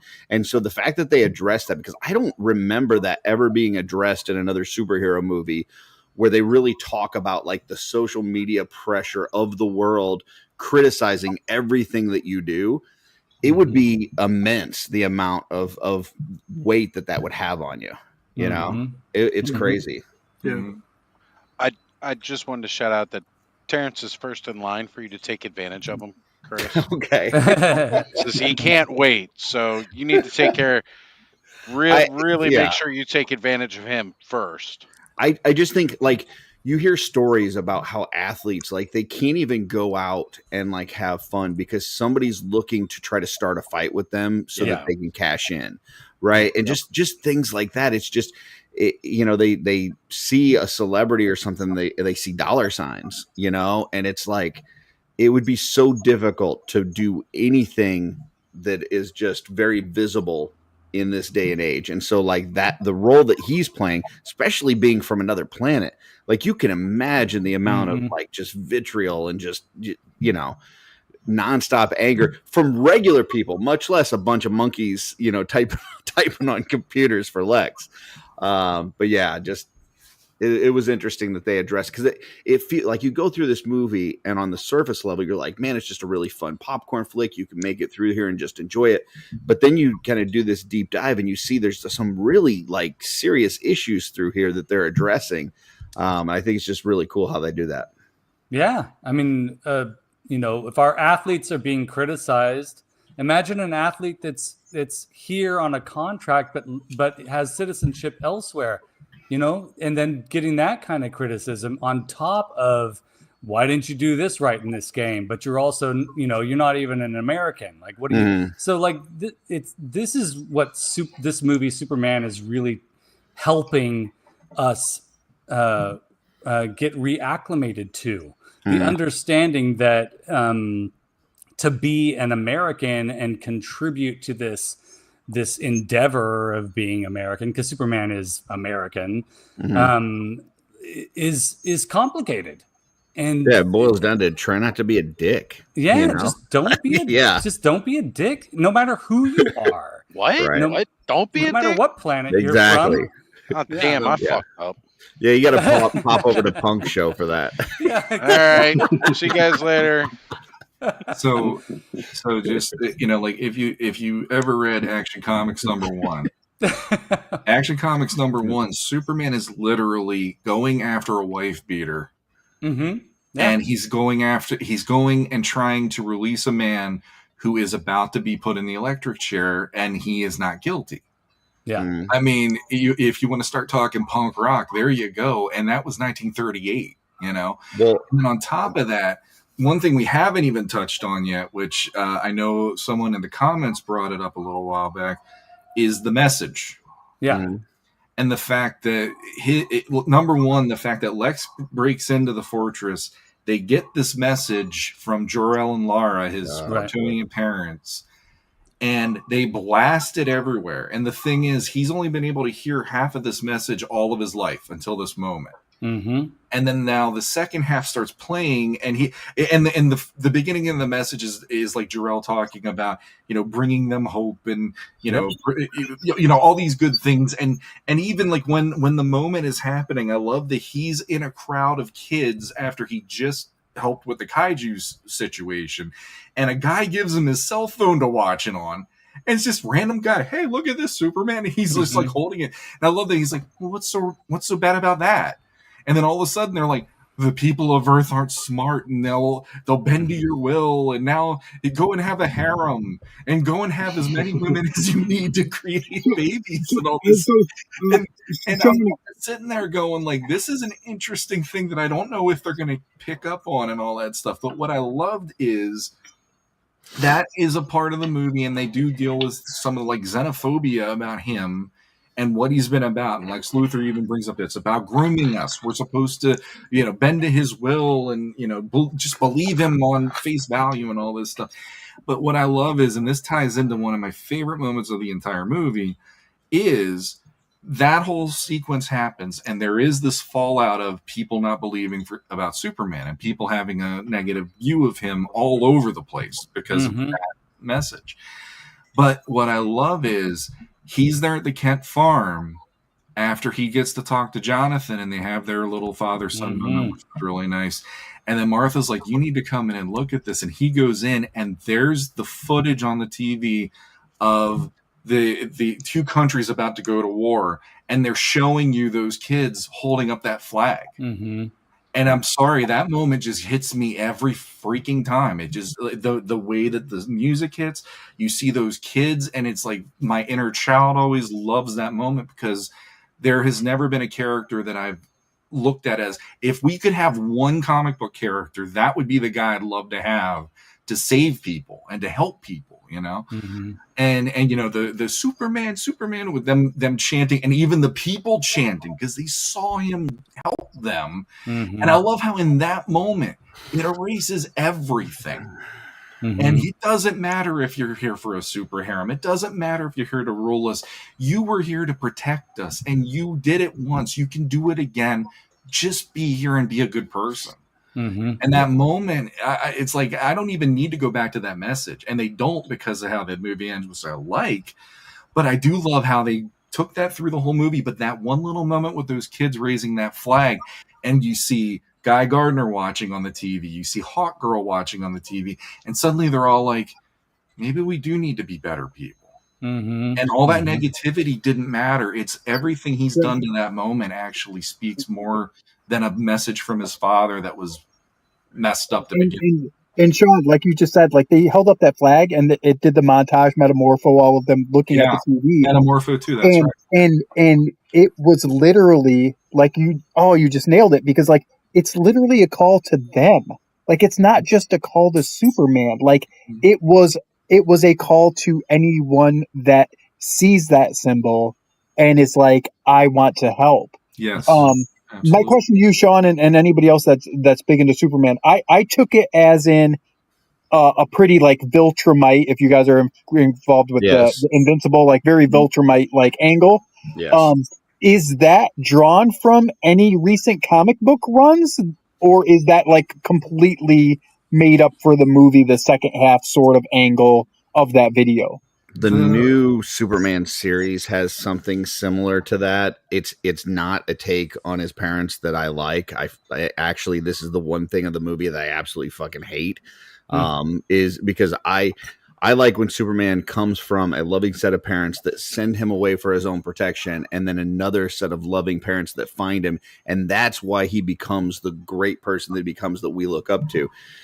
This to me was a kick in the junk. I didn't like how either parents were portrayed, because I felt like not only did they ruin the message from his Kryptonian parents, but then his Kansas parents, they really dialed up the hick. I mean, a ton, to where the lady's like, come see what's on the box. Like, come on, nobody fucking talks like that this day and age. Like, like just really turned up the hillbilly on it.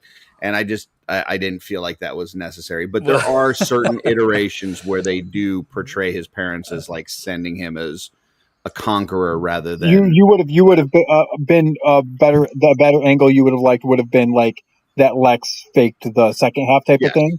Absolutely. Like even on I don't know every single Superman run ever, but I know like even on Smallville, when he got to finally get into his past from Krypton and his birth parents, the one message that was sent with him was he translated it and it said conquer.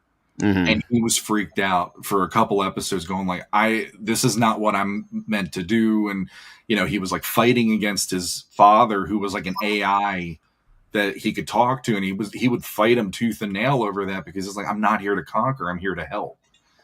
And so in that way, it's like they've done it a few times. It's not necessarily something I agree with either, but I am curious. So one thing I'm thinking for another movie is, what if it was something along the lines of he never got to see the other half of that message? What if it was something like Brainiac attached itself to the other part of that message? As long as, like, I was hoping they would rectify at the end, like when they said that they were going to play the message from his parents. I thought we were going to see that Lex had doctored it, or Brainiac or whoever. The fact that they left it the way it did, I was like, that's kind of a letdown. But whatever. It didn't ruin the movie for me. I still really loved it, but that was my least favorite part of the movie. There's room for that to change in the future, or for that to be revealed later on if necessary. Yeah, retcon it. Yeah. I accepted it as a way for James Gunn to, he did this with Yondu in Guardians, where it's, it's not necessarily about where you're from that defines you. It's who loves you and raised you. And to me, that's pretty meaningful. And I thought it was an interesting, it took me aback as well. But, and also I do know people that are like the Kansas parents, mom, pa, Kent, so I found that believable. I'll say with you really quick, just to push back against Curtis, that you can actually find James Gunn. I guess this is like kind of news that you can find YouTube clips of the actual recordings. James Gunn's good friend, his parents live in the Midwest, and he had the parents record just them saying stuff. Yeah. And sent the messages to James Gunn. Yeah. And so that these actors could mimic their voices as perfect as possible. So when you hear the Ma Kent character, like the actual his friend's mom's recordings, it's absolutely batshit crazy how it actually is a real person, to be honest. As somebody that lives in Missouri, and for work, I spend a lot of time in Kansas and Illinois in the Midwest. I can tell you that that is few and far between. There's probably as many people that eat animals like live, or that serial killers or whatever, as talk like that and say that something's on the box and I'll get the boots for you. Like, that is just not what happens. So you find one group of people, one couple that sounds like that, doesn't mean that that's how it's done. There's always we're not, we know this. Not all human beings are the same. Mm-hmm. So there are people who speak that way, and there are people who not speak that way, and they are neighbors. And that is never how his parents have been portrayed, and it was just very jarring. And the one thing that I will say too, that I think the intentionality of it, I think it goes back to that whether they're portrayed like that drastic, is that I think that the juxtaposition of Clark being Clark and that character, and the dad being, this kid couldn't come from my DNA, is I think what the intentionality was. So like we got, like when you get Bradley Cooper or Russell Crowe, or you get these guys that like, oh, that looks like that could be your DNA, like that looks like that's your biological son. And then like I think the first time it was like really too close was like maybe Smallville. And then obviously you got Kevin Costner, who's amazing looking, obviously, but we won't go into that. That like it's like, wait a minute, Smallville, it looks like Clark's, because it's the CW, and obviously the parents and all the kids have to be like these like certain types. Smallville, it looked like Clark could have been like their biological son. And like, so it's like really close on the nose. Whereas in this one, it seemed like James Gunn is like, okay, Bradley Cooper and this other chick, like you could have had a kid this good looking, like Ma and Pa Kent, like this is not your biological son. And I want to set this scene up where this guy that is not of your blood and nobody would even think it, is like the one that is making your heart and your soul as good as it possibly can be, because that's a different layer of personality. Yeah. I will also say, as somebody in the Midwest, I've seen some uggos that produce really nice looking kids. So just want to throw that out there. Well, you check the ancestry, because the mailman might have or the Kryptonian. Oz just messaged me and said he's fading fast, so he had to cut out and hit the hay. So, but he love you, Oz. Love. But I mean, what's exciting about this is that I always get excited when there's surprising things, and if I'm taken aback by something, I sometimes need days, weeks, months, years to process it, and then maybe I'll accept it. But yeah, there are certain like things that up the ante as far as outlandishness in this movie that I feel like James Gunn just thought, why the hell not? And that allowed for some really cool things, and allowed for some things that I think people will criticize. And that's just the way it is. That's the way it's going to be. I do want to two moments of appreciation. One for Metamorpho, who I really thought was fantastic. It was really great to see Metamorpho in a movie. Didn't need the gym shorts, but other than that, yeah. Even with the Adam Sandler basketball shorts. Adam Sandler has been wearing those shorts for the past 35 years.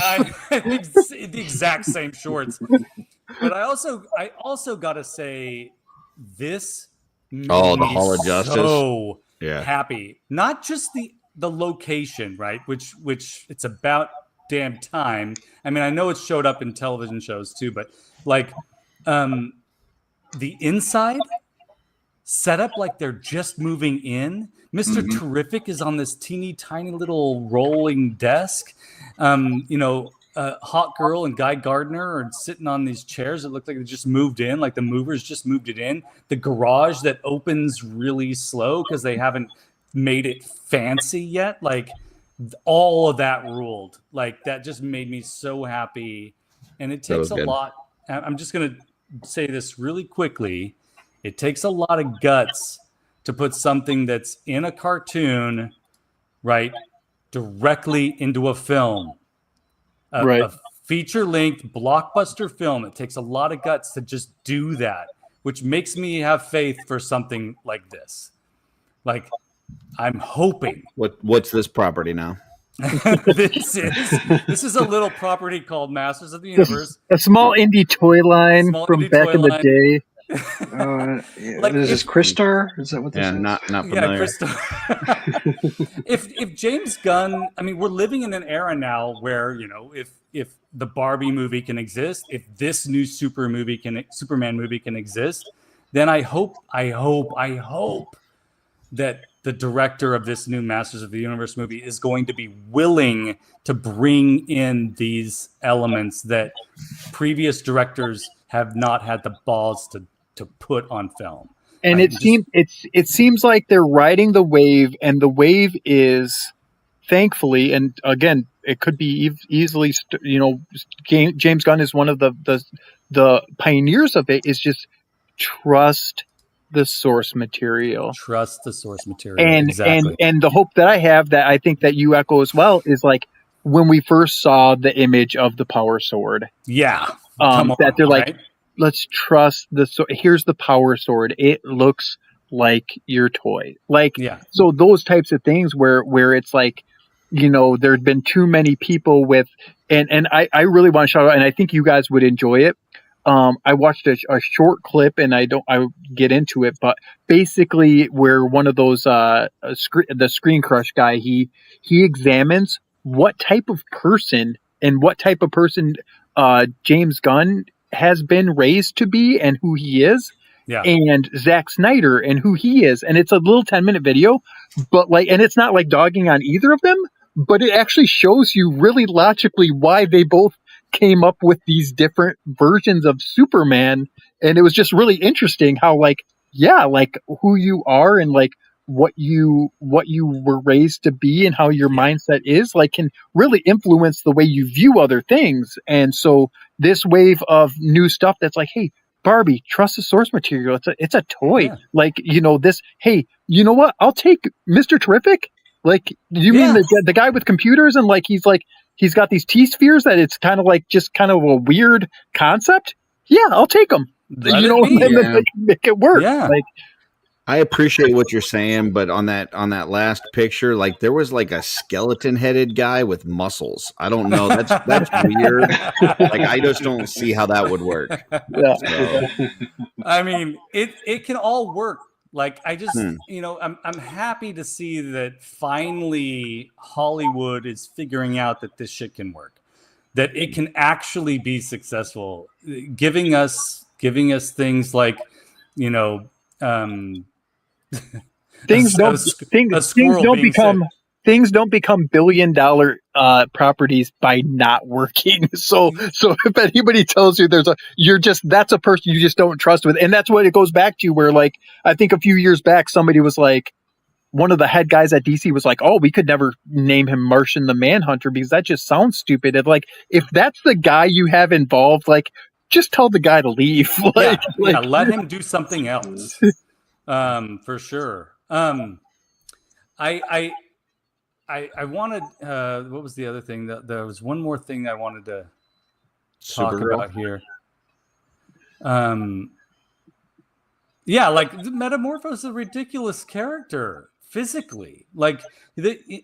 Zack Snyder would have maybe put Metamorpho in a movie, but he wouldn't have looked like he was 6 different parts of different elements. He would have looked like maybe one of them, and that he could change his form or something like that.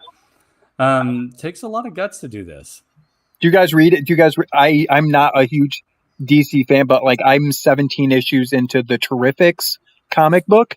It's DC's knockoff version of Fantastic Four, and Metamorpho's in it, Mr. Terrific, Phantom Girl, and Plastic Man, and really enjoying it. If you get a chance and you like reading comics, it's an easy read. It's nothing crazy or deep or interesting. It's just fun. I don't read. Curtis doesn't read. I love this. Terrence said Landshark Ubers. Stinkor better be a big character in the Masters movie. Orko should be in it. Battle Bones. Yeah, Terrence is going for it, and then also says no Snake Men. At least not in the first movie, please. Maybe the fourth. Masters of Universe Quest for Peace. Let us know when the franchise is ending by bringing. Yeah, exactly. Yeah, for sure. We're not ready for it to end. Always works. It's just getting started. All right, so Supergirl at the end of the Superman movie. Thoughts? I'm excited to see Supergirl have her own movie. But how about thoughts about the way she appears and is presented in the film? I was not familiar with this take on Supergirl, but I've read some things afterwards, and I guess there's this, Woman of Tomorrow series where I guess she's, kind of a partier. You didn't read. Yeah, that's why I didn't know about it. But I guess where she's kind of a partier and she's dealing with some stuff and she's going through some issues and she's kind of, she's kind of a mess. And if that's the take that they're going to have on her, which it sounds like that they are, then I feel like this was set up perfectly because it does set her up as this just kind of a messy, like she just walks in and you're like, this girl does not have her life in order. Like she is just a mess. So for that, I appreciate it. I'm with you, Curtis. I was maybe you didn't mention this, but I was taken aback by this. I was like, whoa, like, I don't know where this is coming from. This is a little too much James Gunn, like maybe a little. But then I did a little research afterward and I was like, oh, okay. That makes sense. All right. Right. Cool. I'm on board. Yeah, me too. Yeah. I do like the fact that basically, like, obviously Crypto's hers. So like it would like and through the movie Superman kind of like drops those hints like it's not his dog, like he's kind of babysitting the dog. So like I think that was like a fun addition to have the after credit scene spoiler that at the end of the movie like kind of be sprinkled through it by just having Crypto there in general. Like he's like this whole movie he's just dog sitting, and then it throws you like, wait a minute, dude, that's why, like, yes, he loves the dog, but that's why he went at Lex like that. Like, it's not his dog. Like he's babysitting. Like, yeah. I mean, he went at Lex like that because he's Superman. That's just the way he is. But also, there's a lot at stake here. His cousin's going to be pissed.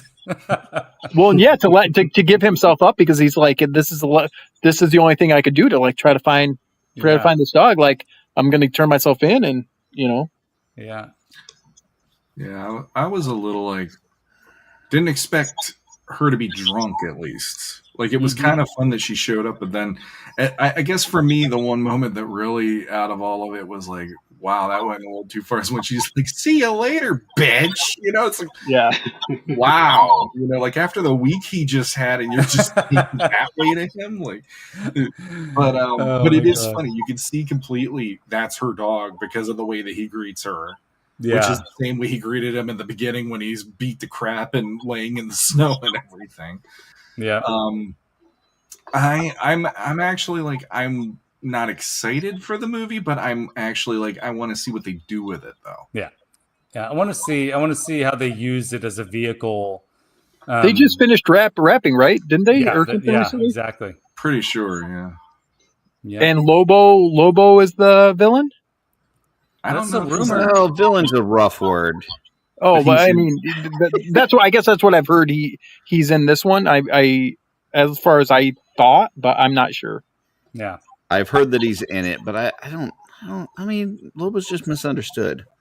There you go. So. There you go. Like all the best characters are. Yeah, he's like a Punisher or Wolverine or something. So Yeah. So here's my biggest disappointment. I'm a huge fan of Abominable Snowman, and I saw this toy set at Walmart. I mean, it's ridiculous. It's pretty cheaply made. Spin Masters, I guess, and it's like $30, and I was, maybe if it goes on clearance, I'll pick it up because I love an Abominable Snowman. But this guy was not in the movie at all, right? I mean, did I miss something that he's not in the film at all? I read it's left on the cutting room floor, so people are clamoring for extended James Gunn, director's cut, but there are multiple of those, and they live in the area by the where Superman, I forget, I'm drawing a blank now. Fortress of Solitude. Yeah, like they're in that area, but there's multiples of them. Did you grab the screenshot of the other toy that didn't show up in the movie? No, what was that? There's another one of Lex Luthor in his suit, and it's like the power suit. That's right. He's in the power suit. Yeah. Yes.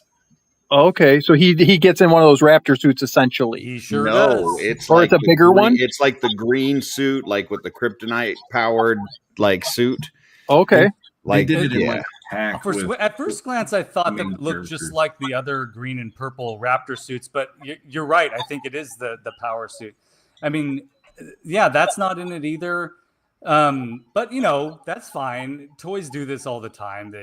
I'm okay with that. I just, yeah. It would have been cool to see, though, right? Yeah. I would have been happy if that they didn't do it for the fact that suit in particular was not as close to the way it looked in the 80s. Yeah. Since they're going there, I really want to see them do like, here's 1985 superpowers Lex Luthor figure come to life. I want to see. I want to go back further. I want to see the Super Friends one with the. With the canisters, the little jets on yes. and all that. Heck yeah. Yes. Heck yeah. Give me Legion. I want a whole Legion of Doom. Give me the whole skull building. So in the next movie, you want is it like Lex in like a purple turtleneck style and the green pants or something? He's got like the Fonzie collar like up in the air. And, yeah. Pop collar. Yeah. Hanging out with a bunch of these wampas, right? I want him there with trying to make sense to Solomon Grundy and Gorilla Grodd and Black Manta and all them. Yeah. I want to see Gorilla Grodd get mad at him for having all those monkeys typing shit on the internet all day. And be like, those are my people. What are you doing to them? Mm-hmm. They're my brethren. I'm excited about this. I'm excited about this beginning to this new DC universe, this James Gunn DC universe. We haven't talked about this though yet. I'm extremely relieved. I've been worried about DC. I'm a DC kid. I didn't really get into Marvel until close to puberty. I knew about Spider-Man and stuff like that, and I liked Spider-Man, but it was always about Superman and Batman for me as a kid. Same. And then I started getting into Fantastic Four and X-Men and Spider-Man and stuff. But I've always wanted to be excited about DC movies like I have felt with the Marvel films on and off. Just give me an on, even if it's not always on, I want to see some DC stuff, like go deep, go deep with it. I'm excited. Well, for my experience with this one, I went to go see it by myself Thursday night because I'm tired of my family giving me crap if I get misty-eyed at a movie. And then the second time I went with my family and with Jesse, and we all checked it out in an IMAX, which was cool. Yeah. And then the part that got me was the next day. My son, out of the blue, who's never really been into Superman, he thinks Batman's cool. He loves Spider-Man. He goes, Dad, can we go see Superman one more time? And I looked at my wife and I go, I can't say no to this. I'm like, this is my character and he wants to see him again. So literally Monday night, I took him again to go see it, just the two of us. And for me, that just sealed the deal that this is something special, because I've tried to get him to sit through like My Adventures with Superman on HBO Max and all that stuff. And I thought, that would be an easy one for him. And it's a fun show, and he's into animation. But no, this one, he sat through it like it was nothing. And at the end, he's dancing to Iggy Pop. Yeah. He was literally jumping out of his seat and dancing to Iggy Pop. I've seen more like kids on like reels and stuff over the last week or so that are going around with like blankets tied around their neck or towels like we used to when we were kids. Yeah. And just like, pretending like they're flying around and stuff. Like, when was the last time you saw like kids that into a superhero and that kind of that? Like it's very heartwarming. Well, and that moment being the movie, like you're saying, like how Pa Kent was like carrying him over his head, and he was like making the Superman pose like when he was a little kid, and like the callback, and again in storytelling, the way that James Gunn did it so beautifully was that at the end when he's like, play videos of my parents, and like through the whole movie it was set up as like, oh, we're talking about the Kryptonians. It's like, no, like he's these parents. And like, it's like, oh, dang. Like, it was just a really cool a spin on that little point in the movie. Yeah. Mm-hmm. I don't know. I've been kind of down on like the whole, whether it's toys or the comic book genre. Like, I feel like, in the past, I felt like this stuff's going to die with us, right? Like when we're gone, like this stuff is going to fade out. Like, cause I just don't see kids today getting off the electronics to care about this kind of stuff. And I'm seeing it now. Like this is like a huge resurgence where like kids are interested. Mm-hmm. I don't know, man. I like it. I'm pretty excited. And it's exciting because this movie comes out. It's a Superman movie, and it's kind of reinvigorated that, kind of shaken that tree of DC, and they've got the right people involved, obviously. But like, there's kids right now between the ages of 4 and 15 that their favorite characters are going to be Mr. Terrific and Metamorpho. Like, who would have ever thought that but from a creative standpoint, like Mr. Terrific, it's like tech related. Metamorpho, it's like biology related. Like it's just cool stuff that like kids like, oh, and again, everyone's going to love Superman and Batman and these guys, but like the fact that, again, character and good storytelling, Gunn is like, just like Gunn had people fall in love with a freaking raccoon in a tree like 10, 15 years ago. Like, that's just awesome. Yeah. A living log. I mean, like that's exactly what I'm hoping happens for Masters. So, I mean, it would be amazing to see kids on reels, or stories on, our social media getting excited about these characters dressing up like Skeletor again, or dressing up like He-Man again. And I mean, or Tila, and just to have that energy come back to this franchise too would be amazing. Okay. Serious question. Yeah. I've seen this photo a billion times, and it's never hit me until now that I see the battle bones on both sides. Could that be a good or bad vehicle? Was that in the thing that it was either? It was, from what I recall, it was only a toy.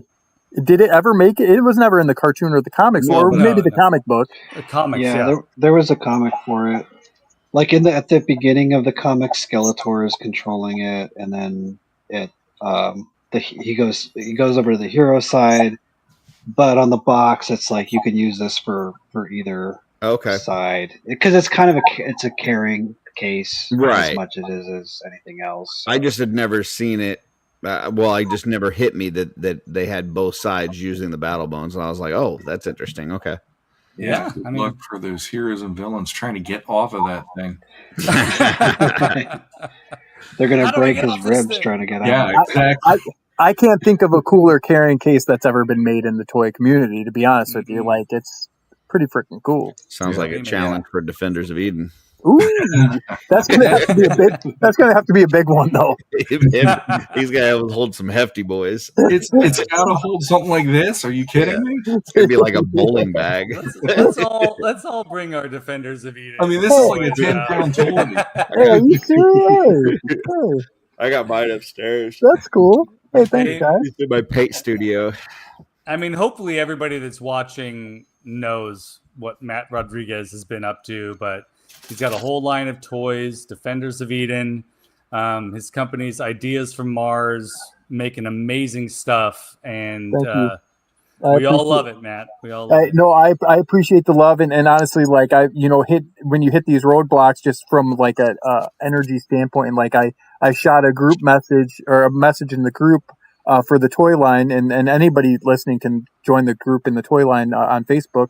And I was just like, hey, I just need a little pick me up. Mm-hmm. And like just everybody with the comments, like it was just felt so good because again, it's like I've mailed over, 500 packages out, and I'm down honestly to my last 40, just under 40. And, we're getting to Sicily and Greece and like, Thailand. And I'm mailing these things all over the world, and it's still these surreal moments where like I'm at the warehouse tonight and I'm like putting together all these packages, and it was never intentional. And I've talked to some of you guys about this, but like just the fact that like in 50 years there's going to be a random like Rydor figure like at a garage sale. That's like right. with no armor on it, and like it's going to be holding like a Star Wars weapon. Like it's just like it's so surreal, like, and it's so cool that so many people like it kind of scratched certain itches within the community of like just the fun and the collector and the dinosaur, the creative style and the imagination side of things. So I'm again thankful, and thanks to all you guys who supported it and continue to support it, and I'll never have enough words to share my thanks, but it's been cool. And again, I'm looking forward to at Legion's Con coming up in a handful of months, like seeing if anybody has their blanks out and like displayed with like their own paint apps on them, and see what people come up with. So that's going to be a really cool thing that's going to happen. So yeah, that message you were talking about, it must have been on Facebook. I probably had you on snooze for 30 days. So you are not the only one who has snoozed me before. For sure. I'm like a monkey. Yeah. Hey, Shawn, you got Metamorpho. Let's see what they look like together here. So when we get in wave 2? So we got 1.5. So I'm almost finished with these, dude. Shawn, I'm looking at I changed my profile picture. I'm like, wait a minute, I can cosplay as somebody. I'm like, Metamorpho. Metamorpho. Have cred in this movie. So wave 1.5 is coming before 2, which is a couple new brute scale big scale figures. So those are coming. The Kickstarter, we're just, again, it's a lot of math. It's a lot of import services and fees and charges, and like just making the math work for this line. But that's still the Kickstarter's for sure going to be this year. And it's going to be a small one. It's just getting those 2 new figures out, and then possibly the people that missed other ones. Because Big Bad Toy Store sold out. I'm actually, this is all news. Thank you. They've been sold out for a few weeks, and to be honest, a guy emailed me, and I don't know if he should be even saying this, but anyways, Big Bad Toy Store wants to reorder, so I'm figuring out that with them, which is awesome. He emailed me apologizing. He's like, your stuff has been sold out for 3 weeks. Like, we'd like to carry that, and I also went to your website and your Kickstarter, and we'd like to carry other stuff too. And I'm like, well, those were exclusive, so you can't have those. But they want my comic books and like some other stuff on there too. So nice. I'm excited. So exciting times. And then soon I'm going to have a box, and Shawn Scavarna's going to be able to sign his signature on the front of the box, and it's going to be pretty cool. So yeah, that will be surreal as hell for me when that happens. I did not. That's expect amazing. I'm so excited about that. yeah. I think it's going to awesome. be your kid's new favorite toy? Is having a figure of you? Yeah. Like my kids, I don't know. My son is weird. He loves dinosaurs, but I think the warrior thing is a little more for him. He just likes regular looking dinosaurs. But I'm just like, I'm buying you one anyway. Don't even start. There you go. I'm like years from now, you'll love it. Package, and you're gonna go, hey, that's my name on there too, because it's not. It's my last name. It's not like it's just my first name. So it's like that's my family name. It's cool, like the fact that that's a little something that we have now. So thanks. That's awesome. So yeah, for sure. Well, folks, if you're not familiar with Matt's work, this is a good place to start. Ideasfrommars.com. You can find him on Facebook, on Instagram, and all the places. If you're not familiar with Matt's work, it's probably because there's so many different names to remember, because it's Matt Rodriguez, it's Ideas from Mars, it's Defenders of Eden, it's Armies of Ashmore. There's a lot of names to remember. So that's true. That is true. And Modern Wonders issue 3 is dropping next month also. So there you go. Nice. Fantastic. All right. Well, we're at the part of the show. Listen, where I get to just talk about how thankful I am for all of you guys coming on and talking about this stuff with us here on the Frenzy. I'm glad a special guest finally showed up, because you advertised it. You said special guest, and I'm like sitting here like, who the heck is that? Like, it's definitely not me. And then here we go, Matt Rodriguez. You and it's Matt. I'm glad you guys were here. And but I mean, I'm a huge admirer of everything that Curtis works on, everything that Matt's worked on.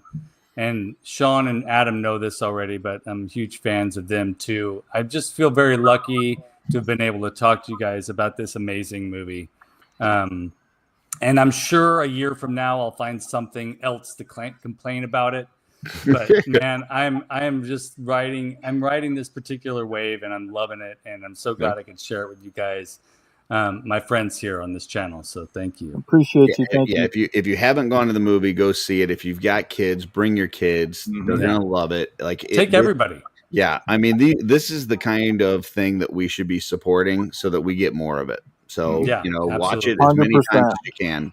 And the same thing, like echoing that, and kind of what Skellivator was saying earlier, was that like, hey, and I do this all the time. I'm like, oh, have you seen those Netflix He-Man shows? Like I have friends that have little kids. Like, I'm like, hey, try this. Like, try the CGI one, try the Revolution one, try this. Watch the vintage stuff. Like it's just me throwing that stuff out at people. Like, again, even if like one kid out of 20, like, it's like, oh dang, this is cool. Like, you know what I mean? Like, random takes one. Yeah. And so it's cool trying to, again, being a little bit more intentional about like sharing the love, because we have the love for sure. And we share it in our own little ways of like, I want to be a little bit more intentional at like throwing it at random people and stuff too, which is fun. So yeah, throw stuff at random people. I agree. Yeah. Especially Superman with that can right into his head. Yeah, totally. Not expect him to turn around at Homelander you right in the middle of the crowd. Yeah. Well, what are you guys working on? Let's do a round robin. We know there's a new something coming from Matt. Yep, just modern, things. just a comic book, Modern Wonders. It's my superhero universe. It's issue number 3. That's coming within the next month. So that's just something that keep an eye out for. Yeah, and the Wave 1.5 too. 1.5 for sure. Yeah, cool. Curtis, how about you? What do you got coming up? For anybody who doesn't know, my channel Art by Ackerman is really kind of a customizing channel, so that's the focus of that. There's a segment that drops every Monday called How'd They Do That, where I talk to a different artist in the community about how they do their work. This Monday I've got one dropping with Nate Barch, who's absolutely amazing. It was a really great conversation. We dig into a lot of his older stuff, as well as some masters things and working on the Netflix series. So, just some very cool stuff there, as well as other things on, customizing action figures. So yeah, check that out. And other than that, just on a billion other shows, popping in where I'm not wanted. So that's awesome. Shawn, how about you? What you got coming up?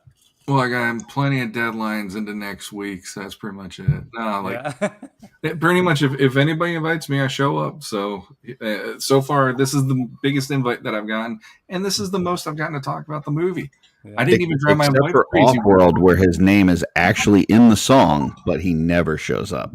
So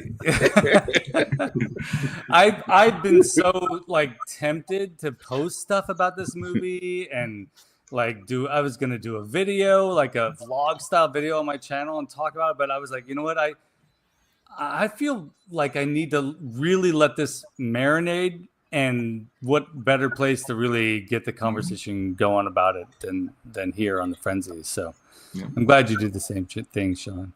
Yeah, Adam, how about you? Oh, sorry, go ahead. I just say it took a lot, but here I am. And I didn't really do anything to piss anybody off for once. Yay! Yay! Adam, what do you have going on? So I've got an interview with Rebecca Solari Taylor coming up. Nice. Nice. And then next month, hopefully, I will. I'll have something. I've got a surprise coming next month. I can't say what it is yet, but it should be of interest to old school he fans and she ravers. So, interesting. Wait, what's Curtis got going on here? That's my Thanos figure. Oh yeah, Thanos. That's awesome. I love that. It looks just like him. That's so good. He doesn't show up on the clubhouse anymore, so if I see him in the comments, I got to throw up the Thanos figure. Can we see another look real quick? I got to see it again. Yeah, it's the from the Valaverse. I can't remember. I think it's like Axel or something. So good. Dude, it looks just like Thanos. It looks just like him. Yeah. He spent like a couple clubhouses where all he did was take that head and just pop it on like 15, 20 different bodies. Atlas, that's fantastic. That's fantastic. I love it. Oh yeah, Atlas. That's okay. So for me here on the channel, I'm about to start a new build. I just got a commission to make a Matterhorn. So I'm going to be making a Matterhorn as seen in the Disneyland. So I'm excited to be working on that. And I was not taking commissions for a while, but I just couldn't resist this one. So coming out of retirement to work on that. What's a Matterhorn with you? What's a Matterhorn with you? Nothing really else of importance, but one I do got to say.